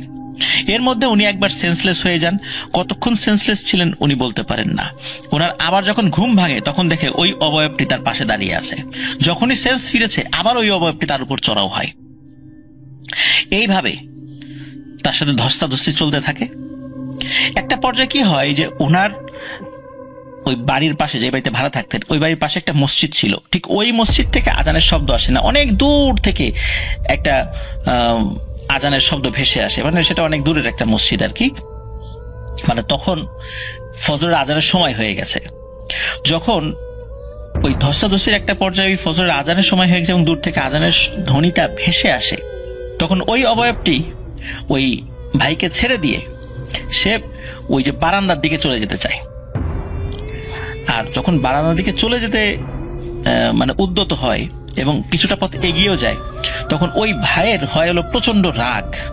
ভয় তো ছিল এবং রাগও হয় প্রচন্ড, যে তার শরীরটাকে ক্ষত বিক্ষত করলো, আচমকা এভাবে এসে আক্রমণ করে তার ভয় পাইয়ে তো দিয়েছে এবং তার শরীরে অনেক ক্ষতি সাধন করেছে। সে চিন্তা করে, দাঁড়া, তুই যাবি কোথায়? তো উনি, শরীরটা যদি ওনার খুব দুর্বল হয়ে পড়েছে, তারপরও উনি কষ্টে মষ্টে নিজের শরীরটাকে দাঁড় করান। দাঁড় করিয়ে উনি ওই অবয়বটার দিকে এগিয়ে গিয়ে ওই অবয়বটার এই যে এত ধস্তাধস্তি হচ্ছে, তার মাথার ঘোমটা কিন্তু খোলে নাই, তার পুরো চেহারা কিন্তু সে কখনো দেখতে পায়নি, জাস্ট খালি জল জল চোখটাই দেখেছিল। তো উনি কি করে, ওই ঘোমটার পেছন থেকে খপ করে মাথার চুল চেপে ধরে। যখন চুল চেপে ধরেছে, তখন এই যে এতক্ষণ কিন্তু এই ধস্তাধস্তি হচ্ছে, ওই মহিলা কোনো কথা বলেনি, শুধু গোঙানির আওয়াজ তার গলা দিয়ে বের হয়ে এসেছে। কিন্তু যখনই মাথার চুল খপ করে চেপে ধরেছে, তখন নাকি নাকি সুরে মহিলা কণ্ঠে সে বলে ওঠে, এই আমারে ছাড়, তুই কিন্তু কাজটা ভালো করলি না, আমি কিন্তু তোকে এমনি এমনি ছেড়ে দেব না, তুই আমার চুল ধরলি কেন, ছাড় আমারে ছাড়। তখন ওই ভাই বলেছে, না আমি ছাড়বো না। ও, ফজরের আজান দিছে আর তোমার যাওয়ার সময় হয়েছে না? আজান তো আরো মসজিদে দেবে, একটু পরে সকাল হবে, তোকে আমি যাইতে দিব না।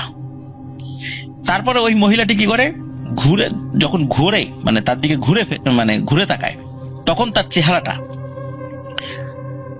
ওই ভাই দেখতে পান। দেখেন যে মুখটা একদম পুড়ে গেলে যেরকম হয় আর কি, মানে একদম ঝলসে যাওয়া চেহারা এবং চামড়াটা মুখের সাথে লেগে আছে, এমন একটা চেহারা। এবং ওই চেহারা হঠাৎ করে দেখে ওই ভাই বেশ ভয় পেয়ে যান। তখন ওই একটু দূরে সরে আসেন। ওই মহিলাটি আবারও ঘুরে যখন চলে যেতে যাবে, ওই ভাই আবারও যাই খপ করে তার চুল চেপে ধরেন। এবং তখন যেটা হয় সেটা হলো যে ওনার কাছে মনে হলো ওই চুলটা একটু আগে যিনি শক্ত করে ধরে রেখেছিলেন যে জায়গাটা, ওটা একদম পিচ্ছিল হয়ে গেল। এবং ওই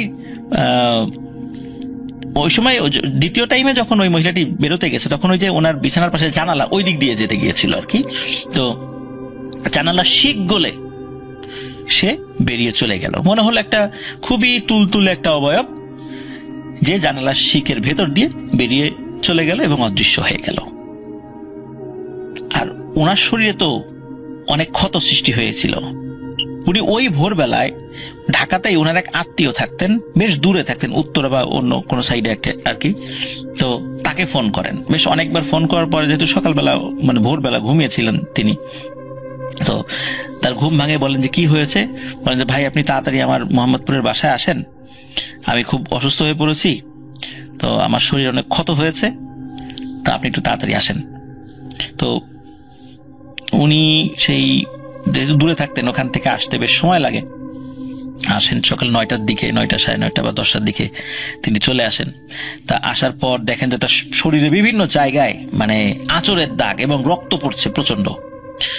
তো উনি বলেন যে তাহলে চলো হাসপাতালে নিয়ে যায়, তুমি এখনো হাসপাতালে যাও না, তুমি তো হাসপাতালে যাওয়ার মতো শরীর শক্তি তোমার আছে, তো এইভাবে তুমি বসে আছো কেন? বলেন না, আশেপাশে তো আসলে অনেক লোক আমাকে চেনে, বেশ বছর 3-4 ধরে এখানে আছি, তো আমার এই অবস্থা দেখলে অনেকেই তো অনেক প্রশ্ন করবে, কি হলো, কে আক্রমণ করলো বাসার মধ্যে, অনেক প্রশ্নের উত্তর দিতে হবে, অনেকে হাসি তামাশা করবে, অনেকে বিভিন্ন রকম ভাবে কটাক্ষ করবে।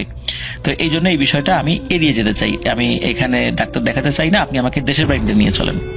তো সাথে সাথে ওই লোকটা তার দেশের বাড়িতে নিয়ে যায়। দেশের বাড়িতে নিয়ে যাওয়ার পর স্থানীয় একজন ভালো কবিরাজ ডাকা হয়, যেহেতু উনি পুরো ঘটনাটা সকলকে বলেছিলেন এবং সকলে বুঝতে পেরেছেন এটা কবিরাজকে ডাকতে হবে। তো একজন কবিরাজকে ডাকে, উনি খুব ভালো একজন কবিরাজ ছিলেন। কবিরাজ আসেন, আসার পরে সব কথা শোনেন এবং ওনাকে কিছু ট্রিটমেন্ট দেন। উনিও ওনার যে সমস্ত ট্রিটমেন্টগুলো সেগুলো উনি করেন এবং বলেন যে তোমার যে ক্ষতিটা হয়েছে শারীরিক ক্ষতি, তো এটা তোমাকে ডাক্তার দেখাতে হবে, ডাক্তারি ট্রিটমেন্ট তোমাকে করাতে হবে। তো উনি বাড়িতে যাওয়ার পর প্রায় 10 দিন উনি জ্বরে আক্রান্ত ছিলেন আর শরীরটা অনেক দুর্বল হয়ে পড়েছিল। প্রায় মাস 3 উনি টানা চিকিৎসা নিয়েছিলেন বাড়িতে থেকে। আর ওই যে কবিরাজ তাকে নির্দিষ্ট কিছু কাজ শিখিয়ে দেন যে তুমি কন্টিনিউ এটা করতে থাকবে। আর ওই জিনিসটা কেনই বা তোমার পিছু নিয়েছে, কেনই বা তুমি দেখেছো, সম্ভবত সে হাঁটাহাঁটির একটা পর্যায়ে ওই অবয়বটা খেয়াল করেছে, তুমি তাকে দেখেছো, এই জন্য হয়তো বা সে তোমার উপর আক্রমণ করেছিল। কিন্তু সে যখন চলে যাচ্ছিল তোমার ওই মাথার চুল চেপে ধরার সাহসটা করা উচিত হয় নাই। তো ও তো আবার আসবে, যেহেতু বলে গেছে যে তোমাকে দেখে নেবে, সুতরাং তোমার তো সাবধানে থাকতে হবে। এই কথাগুলো তাকে বলেন এবং ওনাকে কিছু জিনিস শিখিয়ে দেন যে এই জিনিসগুলো তুমি সবসময় করে যাবা, কখনো এটা থামাবা না, নাহলে কিন্তু ওই জিনিসটা তোমার কাছে আবার আসবে। তো উনি সেই কাজগুলো করেন, কোনো সমস্যা হয় না। এরপরে আস্তে আস্তে উনি সুস্থ হয়ে যান। আবার উনি ঢাকাতে আসেন, আগের চাকরিটা তো ছিল না। আর ওনার এই রেস্টুরেন্টের যে কুক হিসাবে কিছু কোর্স করা ছিল, যার কারণে উনি একটি নামকরা হোটেলে সাধারণ একজন কুক হিসাবে নিয়োগ পান, মানে অ্যাসিস্ট্যান্ট কুক আর কি। তো সেখানে উনি ওনার কাজ শুরু করেন, নতুন কর্মজীবন শুরু করেন আর কি। তো এভাবে চলছিল প্রায় 3 থেকে 4 বছর এভাবে চলে আর কি। তো 2012 সালের দিকে একটি ঘটনা ঘটে। এই ঘটনা ঘটার পেছনে আরেকটা কারণ ছিল, সেটি হলো যে উনি কিন্তু প্রথম মাস, দ্বিতীয় মাস, তৃতীয় মাস ওই যে কবিরাজের শিখিয়ে দেওয়া বিভিন্ন কাজগুলো করেছেন, কন্টিনিউ করে যেতেন। কিন্তু আস্তে আস্তে যখন উনি সুস্থ হয়ে গেলেন, কোনো ভয়ের ঘটনা ঘটে না, রাতের বেলা আবার উনি বাসায় একা থাকতেন, কোনো ধরনের কোনো কিছু উনি দেখেন নাই।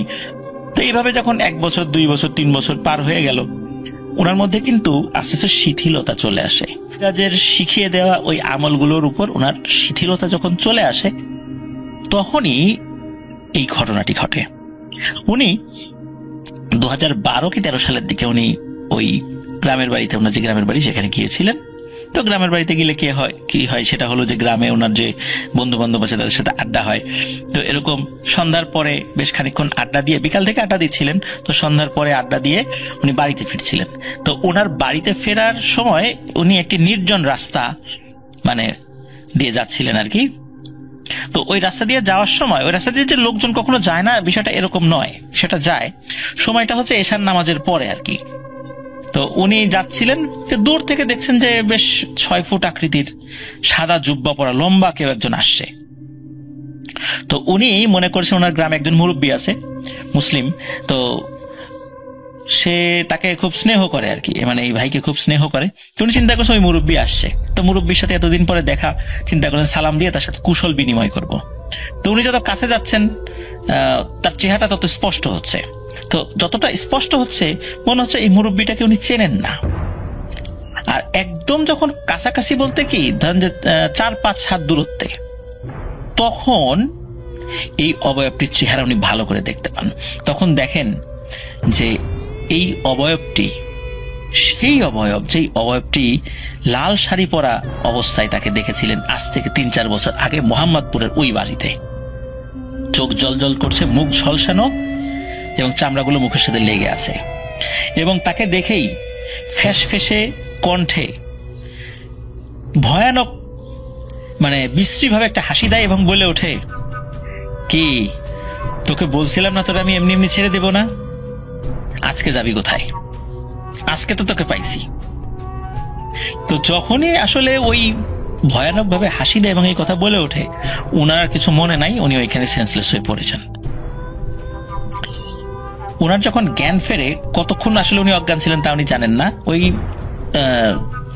উনার জ্ঞান ফেরার পরে উনি দেখেন উনি ওনার বাড়িতে শুয়ে আছেন, তখনও কিন্তু রাত মানে ভোর হয়নি। তো বাড়ির লোকজনকে জিজ্ঞেস করেন কি হয়েছে, তখন বাড়ির লোকজন বলে যে তার দেরি দেখে তাকে বারবার ফোনে কল করা হচ্ছিল বাসা থেকে, কিন্তু উনি ফোনটা পিক করছিলেন না। একটা পর্যায়ে ফোন বন্ধ অবস্থায় পাওয়া যায়। তখন বাড়ির লোকজন তাকে খুঁজতে বের হন। বিভিন্ন রাস্তা খুঁজতে খুঁজতে তারও বন্ধু বান্ধবদের সাথে কথা বলেন যে সে কোথায়। সে বলে যে সে তো অনেকক্ষণ আগেই বেরিয়ে গেছে বাড়ির দিকে।